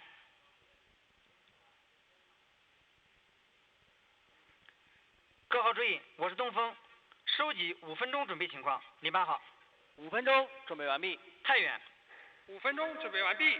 渭南，5分钟准备完毕。青岛5分钟准备完毕。天津5分钟准备完毕。酒泉5分钟准备完毕。青山5分钟准备完毕。双城5分钟准备完毕。 5号5分钟准备完毕。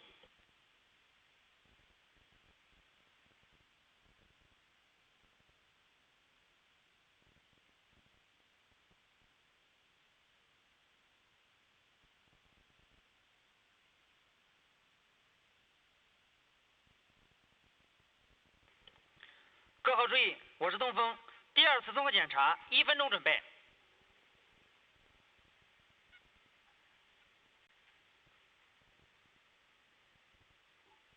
50秒。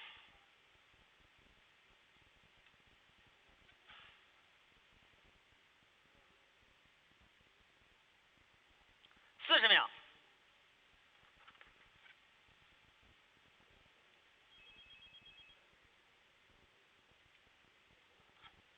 30秒。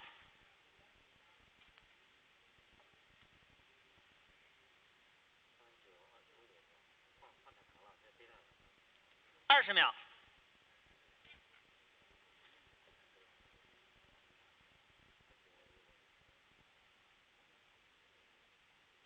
10、9、8、7、6、5、4、3、2、1，起飞。T 0 08时28分28秒437毫秒。T 0 08时28分28秒437毫秒。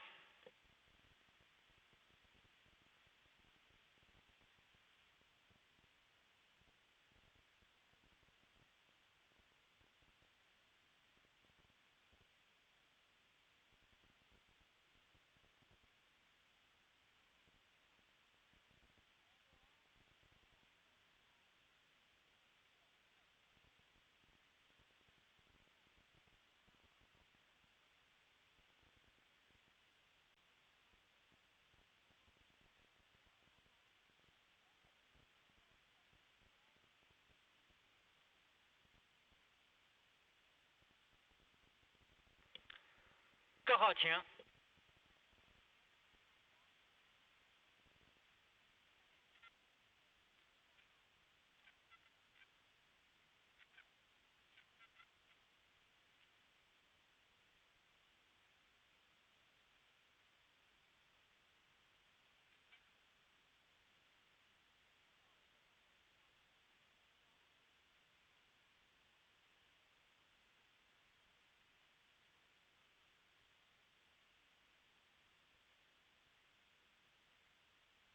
东风，我是华山。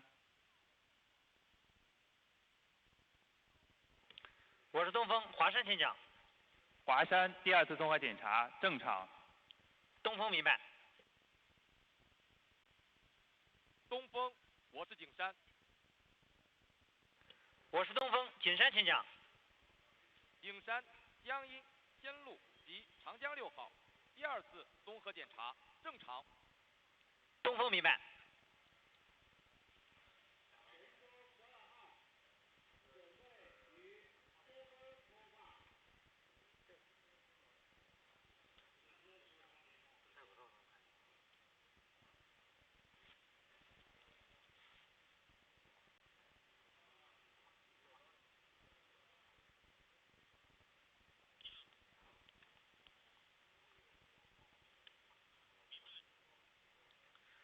各号注意，我是东风，收集第二次综合检查情况，08号。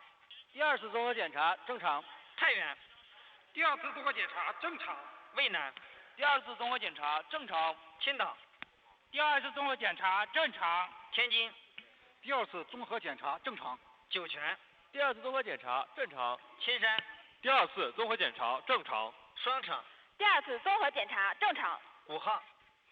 第二次综合检查正常。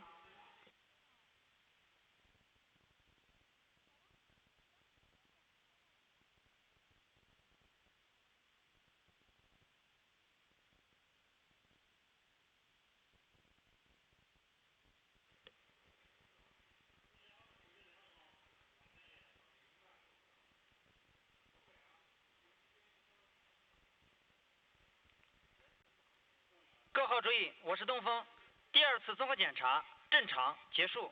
景山。景山明白。华山。华山明白。 08号。明白。太原。明白。渭南。明白。青岛。明白。天津。明白。酒泉。明白。青山。明白。双城。明白。 5号。明白。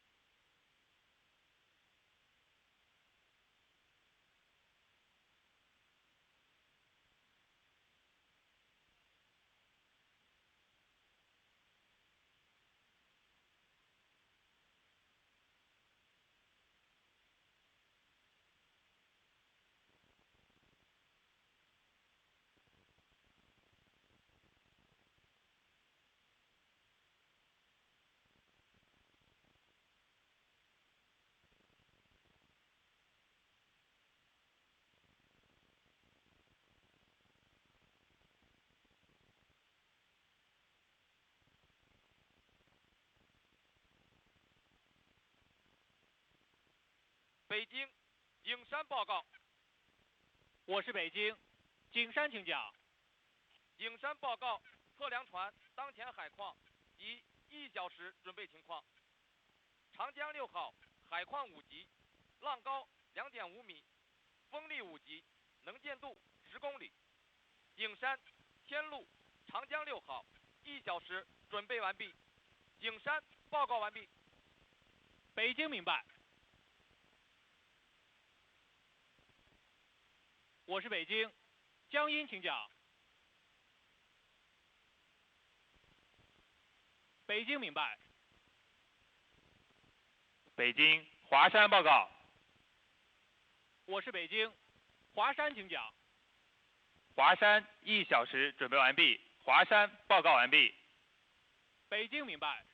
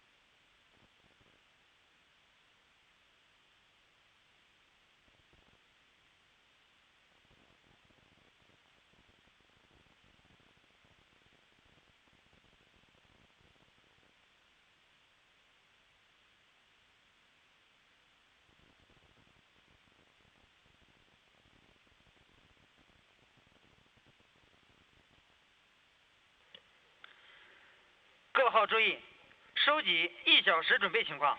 0号。1小时准备完毕。太原。1小时准备完毕。渭南。1小时准备完毕。青岛。1小时准备完毕。天津。1小时准备完毕。酒泉。1小时准备完毕。天山。1小时准备完毕。双城。1小时准备完毕。 5号。1小时准备完毕。天仓。1小时准备完毕。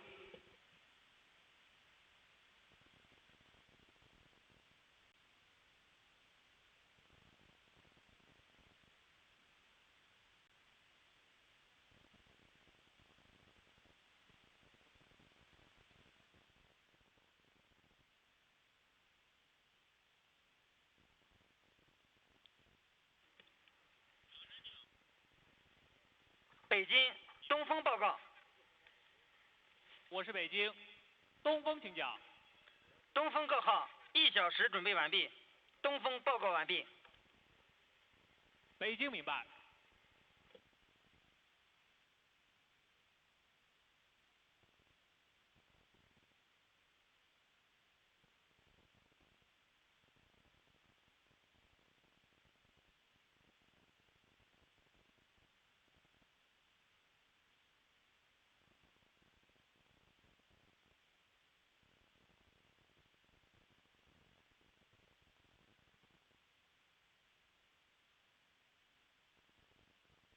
东风，我是北京。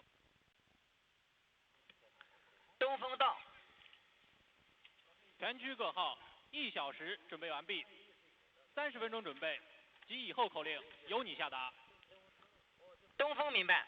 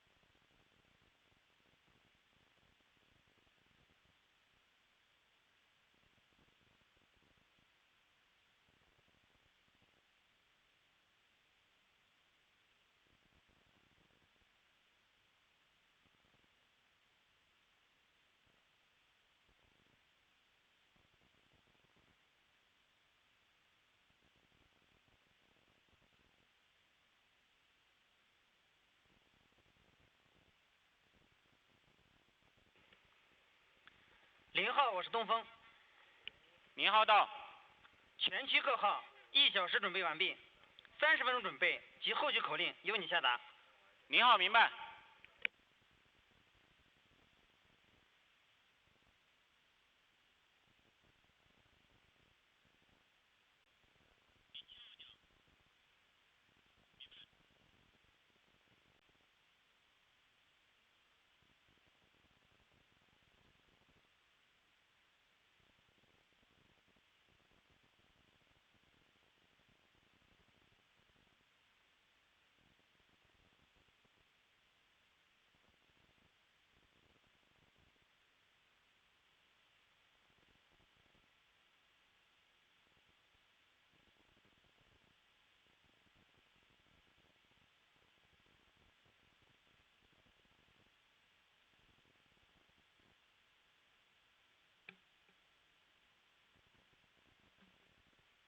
神舟请注意，现在起，神舟12号由0号指挥。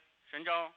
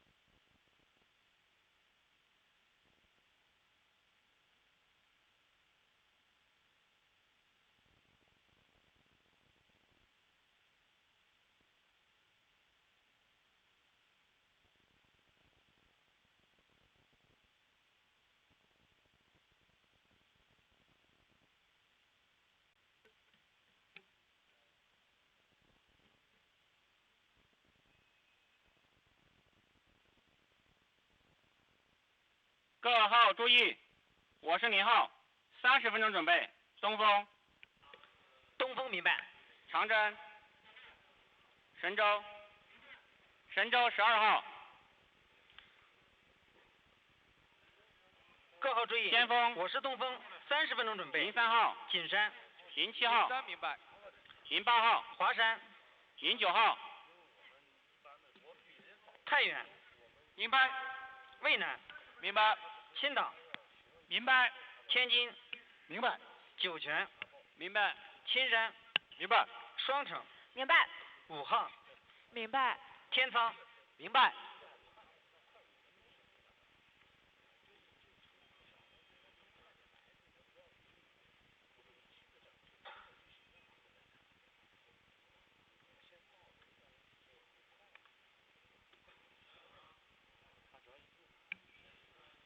发射区人员请注意，30分钟准备，口令已下达，30分钟撤离人员迅速撤离。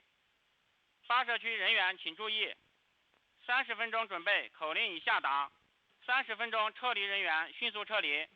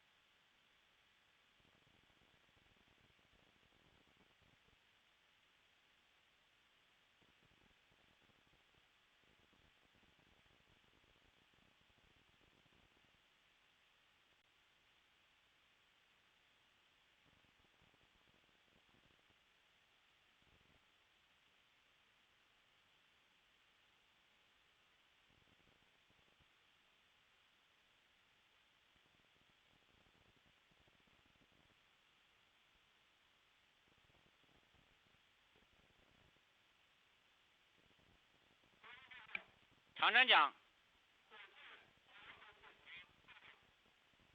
明白。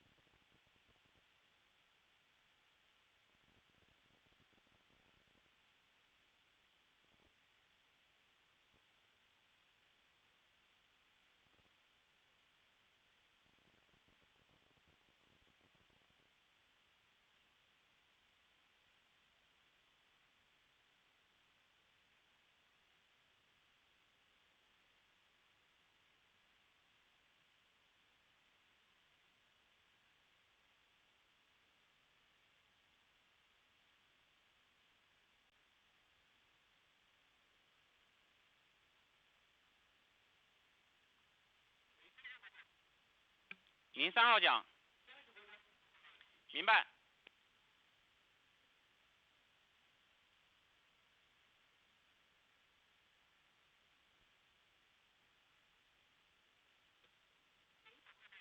09号讲。明白。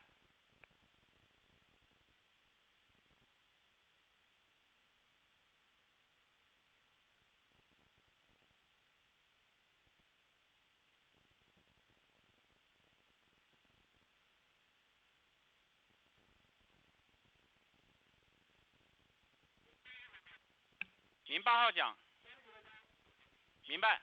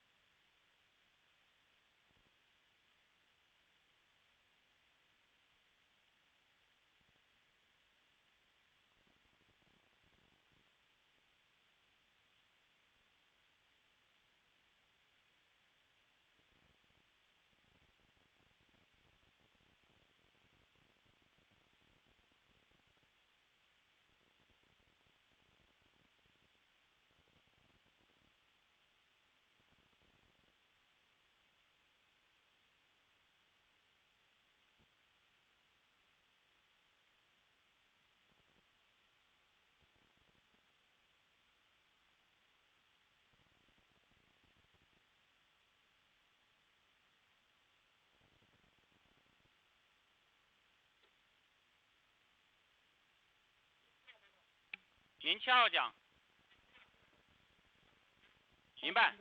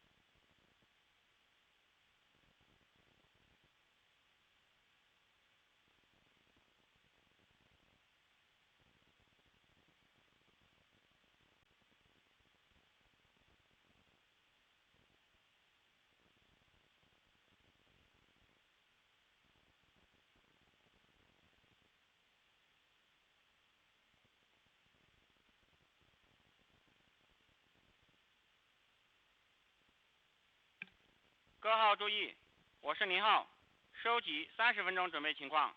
神舟12号。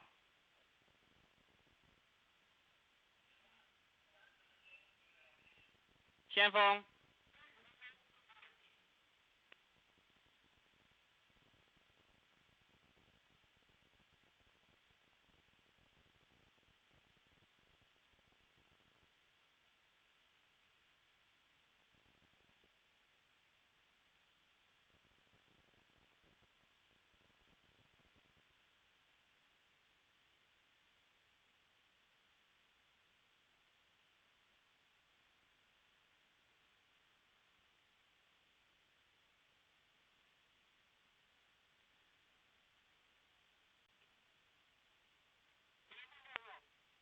长征讲。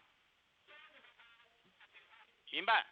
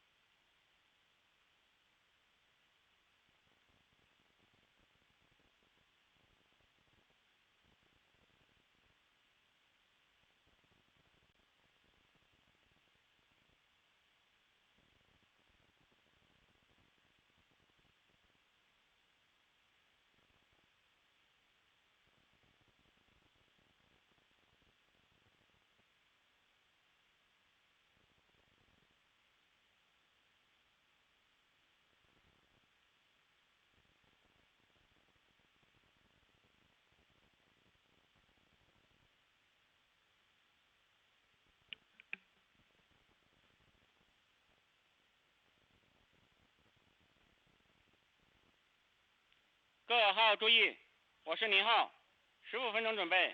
东风。东风明白。长征。神舟。各号注意，神舟12号。我是东风。Yeah, the private market, the private space market, it seems to be it's a new and emerging market right here in China. 华夏明白。And earlier, I have investigated some of this the private company in China's Jiuquan. There was many company right there, and also I think the company that Mr. Yan you work for have already got this the commercial rockets, right? I come from a state company. Yeah, I am a satellite maker. I launched one of my satellite with a private company. We provide the launch services. Oh, okay. All the ground staff are called to withdraw from the launch pad. You heard the command from the control center. All the ground staff needs to be evacuated right now, indicating it's a go for the launch. Things are entering the final stages. So you can see almost all the rotational platform has been opened, so no need for the ground staff there. So they will leave. But still, as I mentioned, some arms are connected to the vehicle with the cables and pipes to have the telemetry and mirroring signals from the vehicle.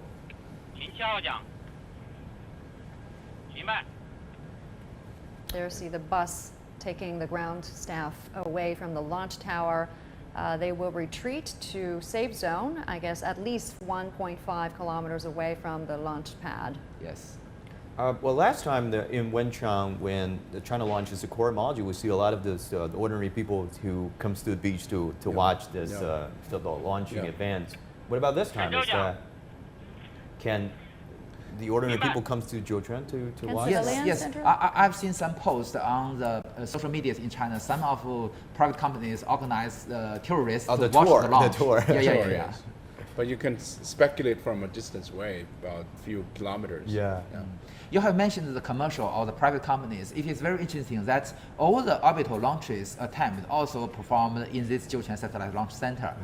Two of them, including the Beijing Interstellar Glory and the Galactic Energy, performed their orbital launches successfully in China. So we now have two private companies which can provide these orbital launch services. All right, 12 minutes to go till launch. And talk about China's the private space market, and I also realized that was not just for the rocket, but also for satellites. The satellites is the big parts of the markets, right? Yeah. There are more companies engaged in making satellites. You know, that's for launch services is really relatively complex. Not only you should have the ability to making the launch vehicles, but also there are many security issues. For instance, we've discussed about the falling area of the substages. We must dealing with these kind of issues. So this is more complex, and for the satellites is relatively easier. Especially, you know, that many universities in China already have their own satellites. Some are even for the educational purposes. Even it's very interesting that there is some science outreach, science population satellites made by high school students. So this is also very interesting. And will there be joint flights? Since you mentioned the commercial use of space flights, will there be joint flights of Chinese and foreign astronauts in the near future? It is quite possible. During the announcement yesterday, the China Manned Space Agency, Mr. Ji Xing, has mentioned the foreign astronauts are trained in China. Several people, I can still remember that Miss Samantha Christopher Ferretti were trained in Qingdao in the rescue training. And our astronaut Ye Guangfu also were trained in Europe in the cave training. So we have cooperations, and in the future, I believe that sooner or later we can see the foreign astronauts taking the Shenzhou spaceship to our station. That was the big countdown clock on the screen you just saw there saying scheduled liftoff. We're less than 10 minutes away. You're seeing that huge rocket, Long March-2F right there, still attaching to the umbilical tower. And those umbilical cords are expected to be detached seconds, 40 seconds to 50 seconds ahead of launch. So China's space station program has involved so many partners from the international community, including the Europe Space Agency. And can you just tell us how we cooperated, and what fields we cooperated? We have a close cooperation with Russia before. Russia? Our astronauts were trained in Russia during the 1990s. So I just want to translate this to our viewers. There you see the monitoring screen. The temperature is 23.6 degrees Celsius. The wind direction is 2.2 meters per second. And there's also the visibility and humidity monitoring status there. The commander has announced the accurate launch time, because the launch time is determined by the orbit of our Tianhe module. And it's down to seconds, right? The launch time, exact launch time is 9:22:27 seconds. Exactly. The sky's clear today. A good day for a good day for launch. And just show on the big screen in the control center that the wind speed is 2.7 meters. Not a very high speed, just fit for launch. And also the air around the Jiuquan Satellite Launch Center is very clear. Visibility can reach to 30 kilometers. Very good condition. If we are lucky enough, maybe we can see from the telescope, we can record the separation between the first stage and the second stage. We should be able to see the strap-on boosters released from the ground. Yes. If we have a clear sky, see a bit of cloud, but should be able to visit. Should be able to see it on visible sites. This separation of the strap-on boosters. And an escape tower has been activated about 5 minutes before the launch.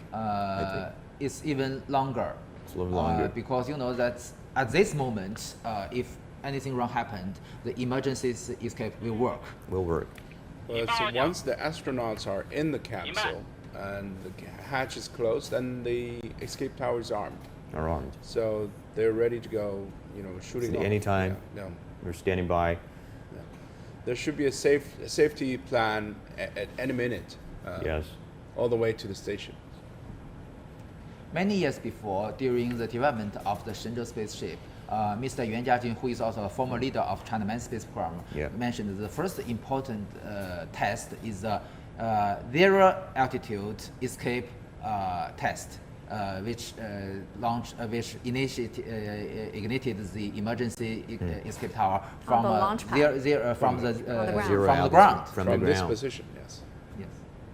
And that went well. That was successful. That was successful. But the escape tower is not going to come all the way down to the orbit, right? If the launch goes smoothly, the first critical action after the pitch over will be the jettisoning of the escape tower.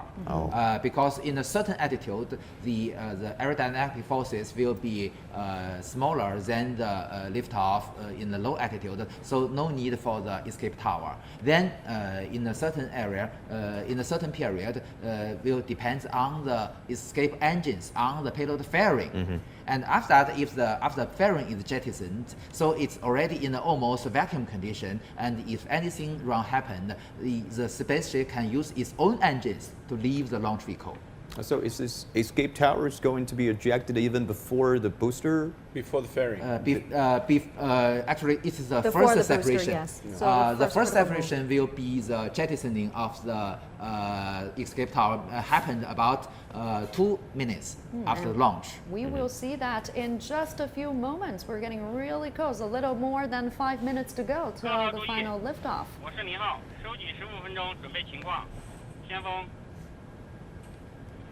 The astronauts are still, I think they're still watching their flight manuals. Just reading their flight manual. They just need to repeat that again and again.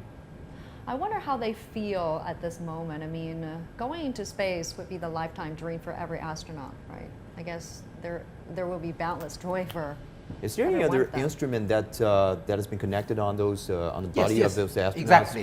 So they will monitoring the parameter, their biological parameters of their body. It will be also heart rate, respiration. If they don't feel not better, we can stop the whole procedure to deal with that. Well, in fact, we monitor this all the time. That's right. I figure. T-minus 5 minutes. But from our earlier experience, the figure can show that all of those astronauts have been well trained and they can keep pretty calm. even before the launch? Usually they are very calm during the launch. They're really Even calm. during any emergencies. That's right. Life-threatening emergencies. They're You trained see, they for were that. still very relaxed in their postures, and now they're getting you ready for the launching position. So they have folded their legs to their appropriate position. So even 5 minutes before, they were still, like relaxing. That's right. Checking their seat belts, So checking now their knee guards. they're going to put down everything and ready for the launch in 2 or 3 minutes. And we're getting really close. 神舟12号 That's the live image from the control center at the Jiuquan Satellite Launch Center.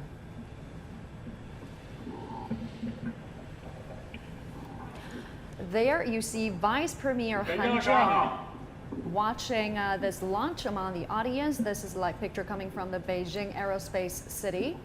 Vice Premier Han Zheng among other senior leaders and officials. There is the Central Military Vice Chairman of the Central Military Chief there. That was Zhang Youxia that you just saw there. So these are top level officials. They're watching.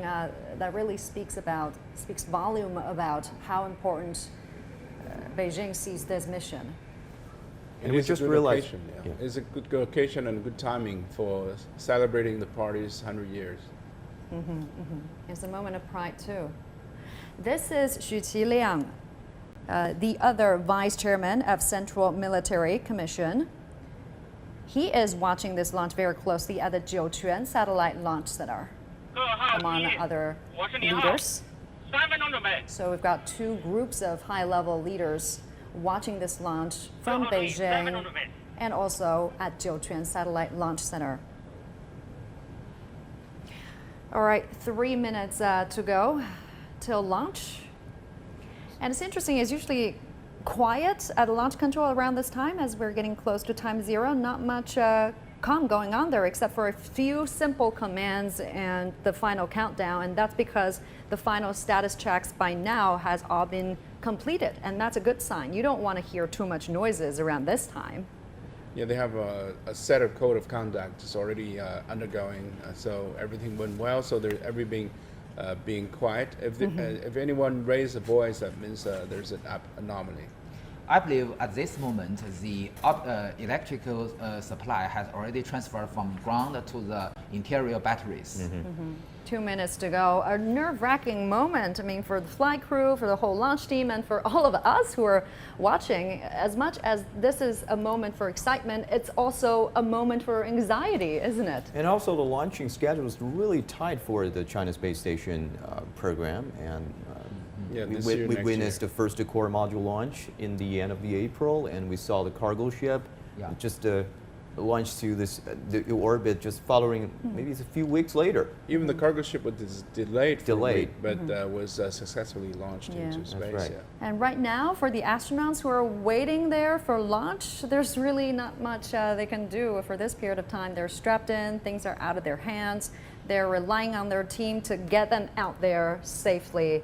There we see the crew of Shenzhou 12 mission in the middle, Nie Haisheng, the flight commander, and alongside with him are the flight engineers, Liu Boming and Tang Hongbo. Yes. All right, that's the call out. T-minus 60 seconds. An incredible moment to witness. A truly majestic view. The astronauts are ready, in their ready position. Yeah, they're ready. Yeah, and soon we're going to see the umbilicals being detached. That's going to happen from any moment from now. The arms will be finally There you see detached. the retractable arm has been rolled back. Wow. The historic moments is coming. And 30 seconds till launch. The first crewed mission destined for Tiangong China Space Station on board the Shenzhou 12 spacecraft. Less than 20 seconds to go. And the Shenzhou 12 will be Nie Haisheng's third space outing. That's right. 10, 9, 8, 7, 6, 5, 4, 3, 2, 1. Ignition.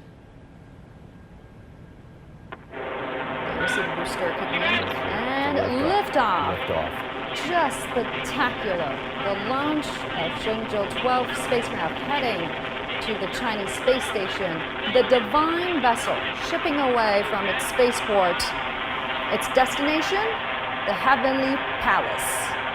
3 astronauts on board the Shenzhou 12 spacecraft will be ferried to the core module of China's space station.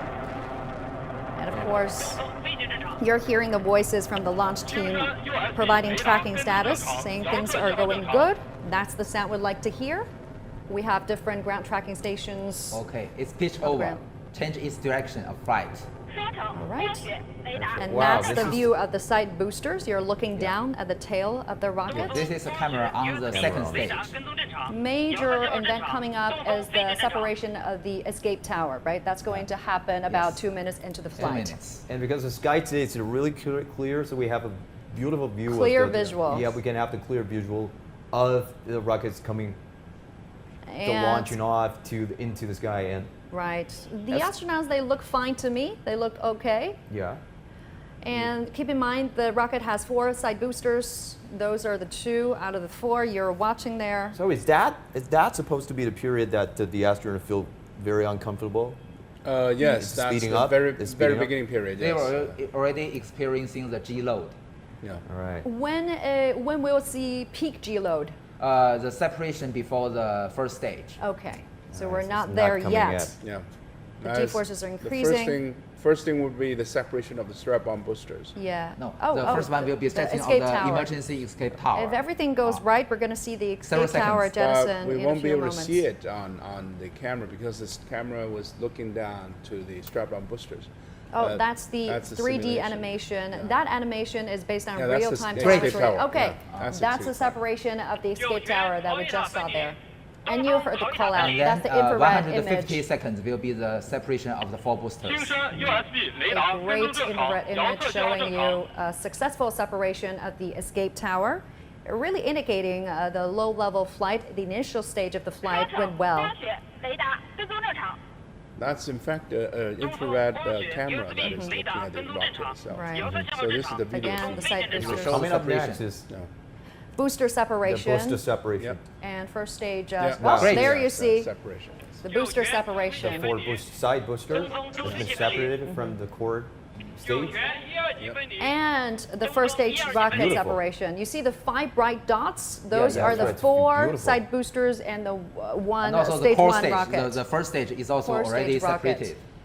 So now the astronauts should be feeling really comfortable, and they're making some movement. You can see. Oh, they're waving to the camera. I'm And telling the next the team they're okay. operation will be just jettisoning of the payload fairings. I think that's the image of the stage 2 rocket engine. Exactly. The Coming camera up next- mounted on towards the backward. Right. Coming up next is the shutdown of the stage 2 rocket engine. And there is only one main engine for the Only second one main stage. engine Okay. and That's 4 the vernier view engines. of the one main spacecraft, engine right? and That's 4 the- more vernier engines. Vernier engines is to control the All attitude. right. Yeah, That's the the fairing. jettison of the Yeah, yeah, fairing. That's the solar panel you're seeing. Which module is that? Is that the orbital module, service module? Service module. Is It it? is separation of the payload fairings. The fairing covers the service module as well as the capsule. The camera, as you mentioned, is mounted on the I believe the propulsion module. There you can see the Earth from the Yes. camera on the spacecraft. Now we can already. The ellipse of Such the a great Earth. visual, Beautiful. So a series of fast maneuvers and status reports there. So far, 9:26 a.m. Beijing time here, about 4 minutes into the flight. Everything continues to look good. They should be already 100 kilometers above Earth already. That is Wow, it's incredible to hear how fast the rocket the whole is going. process that before they're hitting the orbit, it just need like 10 minutes. Yeah. Yes, 580 seconds also. Yeah, roughly 10 minutes. Yeah. And the next critical step will be the shutdown of the main engine. And then it will work on the 4 vernier engines. Vernier engine can rotate in different directions to control the attitude. And finally, and can adjust the orbit to be accurate enough. So this engine you're seeing from the screen is very important because it has to have a surgical precision of when to shut down, to eject that spacecraft into the precise altitude and position to catch up with the station.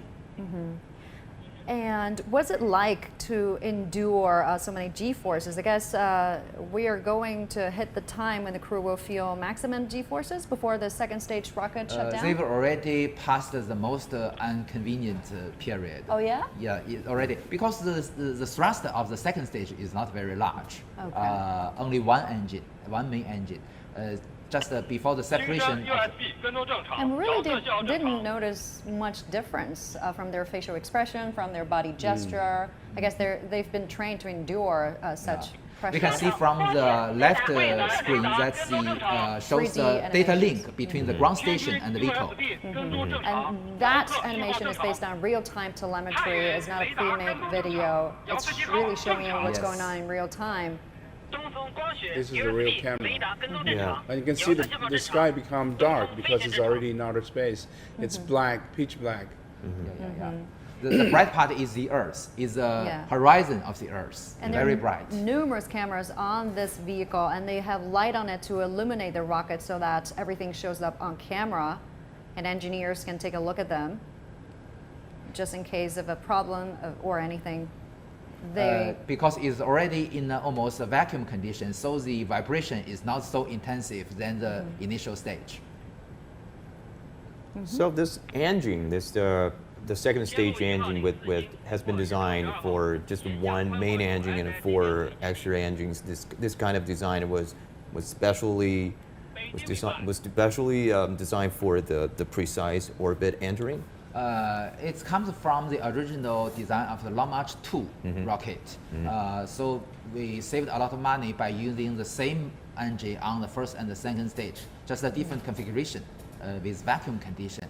But still we need the 4 vernier engines. Vernier engine is much smaller than the main engine, but with these engines we can have an accurate adjust of the orbit. It's almost 9:30 a.m. We're almost about 8 minutes into the flight. And keep in mind that this is China's first crewed mission since 2016, nearly 5 years ago. It's also China's 7th crewed spaceflight overall in the past 18 years. Ground tracking staff are saying everything is normal, is going nominal. You just saw some bright orange flame there. The main engine is shut down. Now it's been shut down. Another critical step being completed. So now those astronauts now they're floating. Oh, they're now floating. They're floating. So now they're supposed to feel more comfortable. They do look like they're a bit more at ease now. They're looking at their flight manual. We can hear from the voice that it shows that the USB, the tracking, the radio tracking, and also the optical cameras tracking very normal.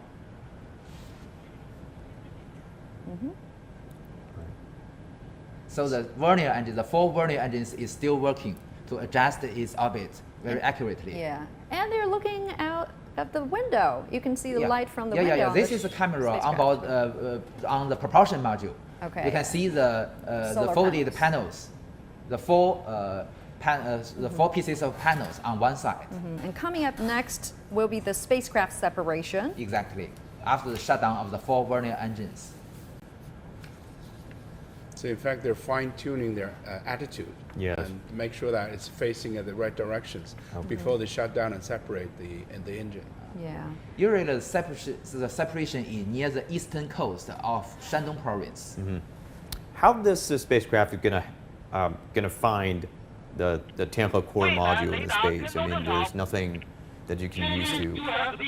Well, there's so many things. I mean, there's signals that transmitting to each other. Their navigation systems, their BeiDou, they're communicating, and their ground crews are supporting. So this time the astronaut doesn't have to do too much. And it's going to be automatic, fast connection. Yes. The robotic just take care of everything.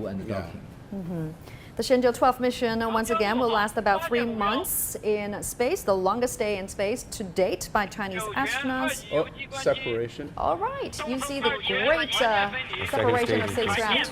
The second stage is drifting away. That's right.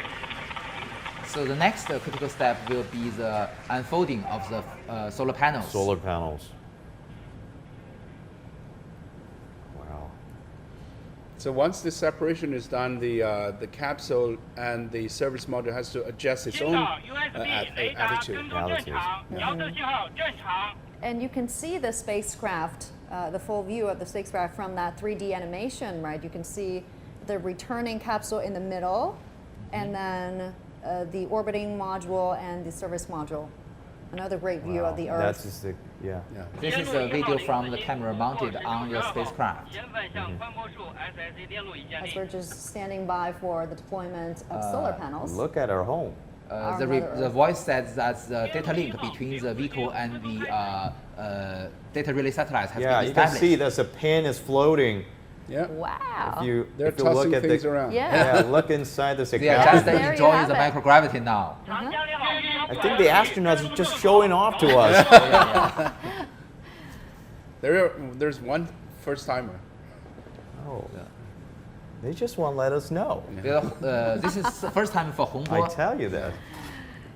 First time for Hongbo, so it's going to be an exciting journey.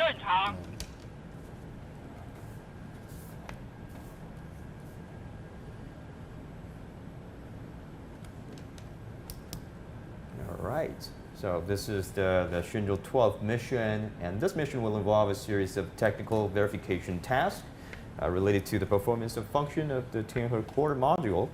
It will include extravehicular activity using EVA suits delivered by Tianzhou 2, the cargo ship, and the verification of the regenerative life support system.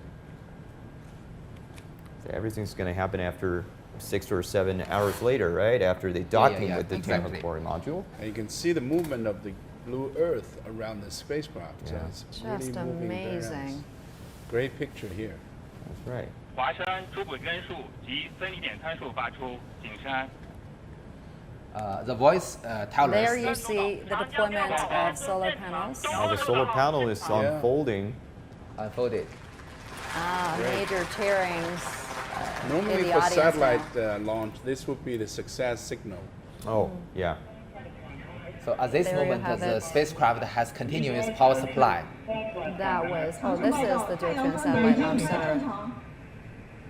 The image earlier was from Beijing. This is the Jiuquan Satellite Launch Center once again. So the guys who's responsible for rockets are relaxed. Their job is done. So now it's up to the life support system. That's also a relay race, right? Yes, yes. And this is from Beijing Aerospace City.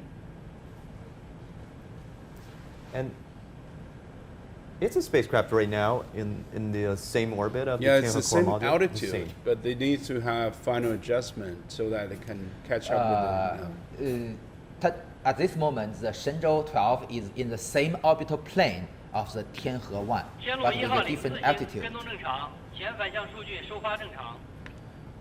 Usually, the apogee is 200 kilometers, and the perigee is 200 kilometers, and the apogee depends on the control, and usually more than 300 kilometers high.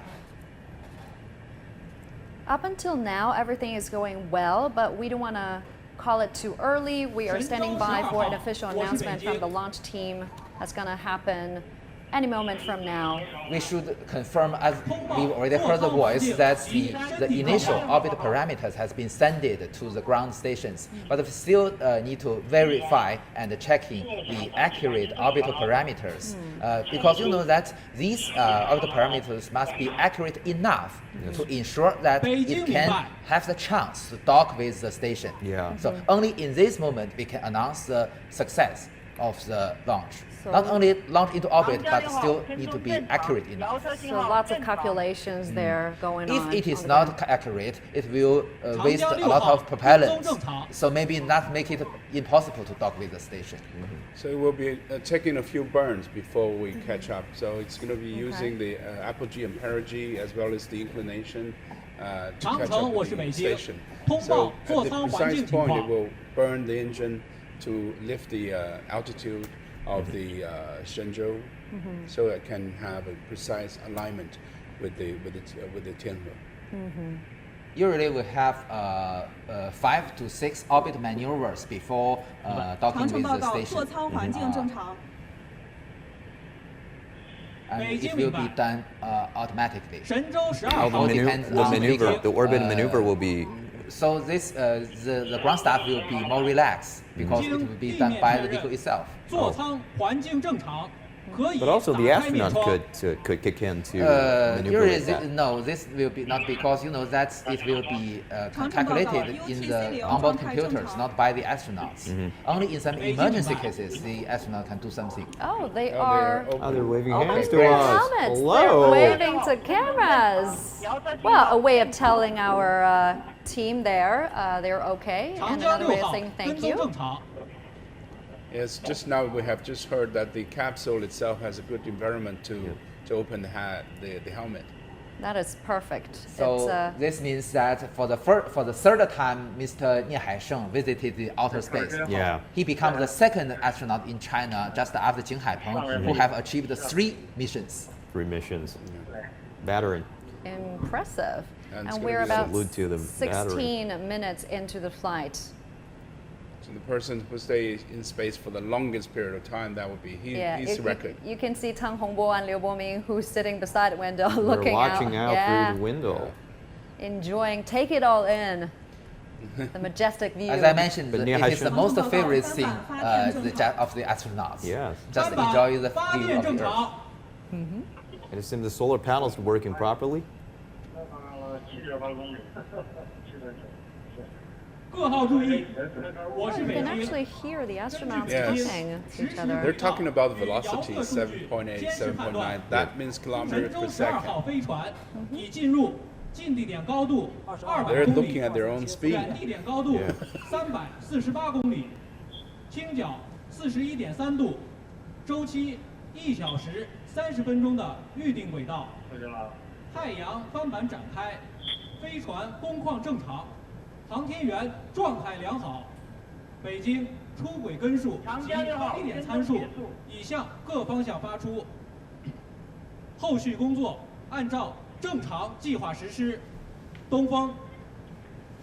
Talk to us what we just heard there. Seriously, status we heard report. that the initial orbit, the perigee is 200 kilometers, and the apogee is 345 kilometers, which means that it's a little bit lower than the our station. This also means, as Yan Sheng has mentioned, it will circle in the Earth faster than the Tiangong, Tianhe, and it can act as a chasing vehicle. With several orbits, it can go closer to the station. So after they close to within the distance of 52 kilometers, the long distance guidance will be ended, and then they will depend on the relative measurements, as I mentioned, the microwave radar, the LiDAR, and also the optical sensors to achieve the automatic docking.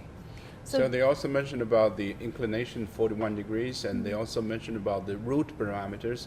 The route parameters is for the vehicle to maneuver, and based on that route parameters, and all the ground control team has to know that exact number to know where to start with. So that's all the report, which means basically means it's a good and successful launch. I was going to ask you that. Based on those data, how good of a launch was it? Well, a lot of jargon going on. So far, so good. Yeah.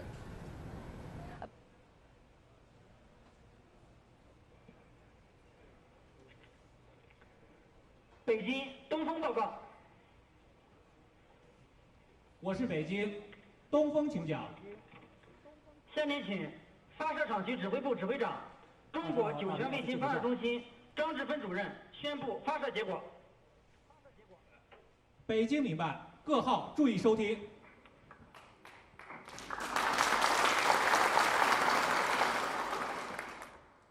各位领导， Honorable leaders, comrades, according to the report from the Beijing Aerospace Control Center, Long March-2F Y12 rocket has sent Shenzhou 12 manned spacecraft to the preset orbit. The solar panel unfolded functionally well and also successfully. I now declare the launch of Shenzhou 12 mission a complete success.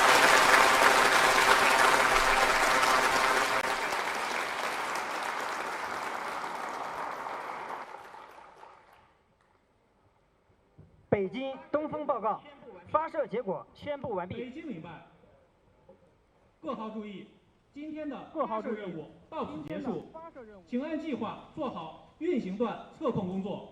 东风，东风明白。华山，华山明白。江阴，江阴明白。天路，天路明白。长江6号，长江6号明白。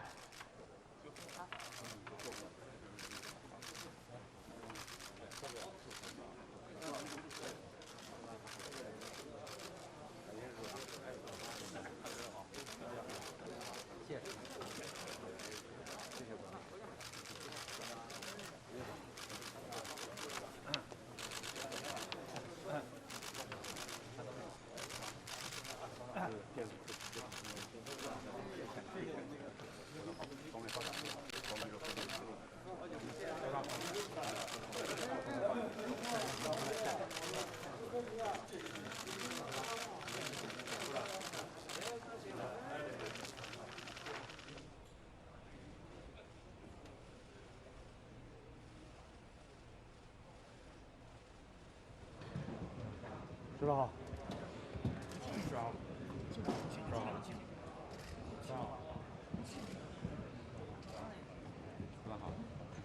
知道。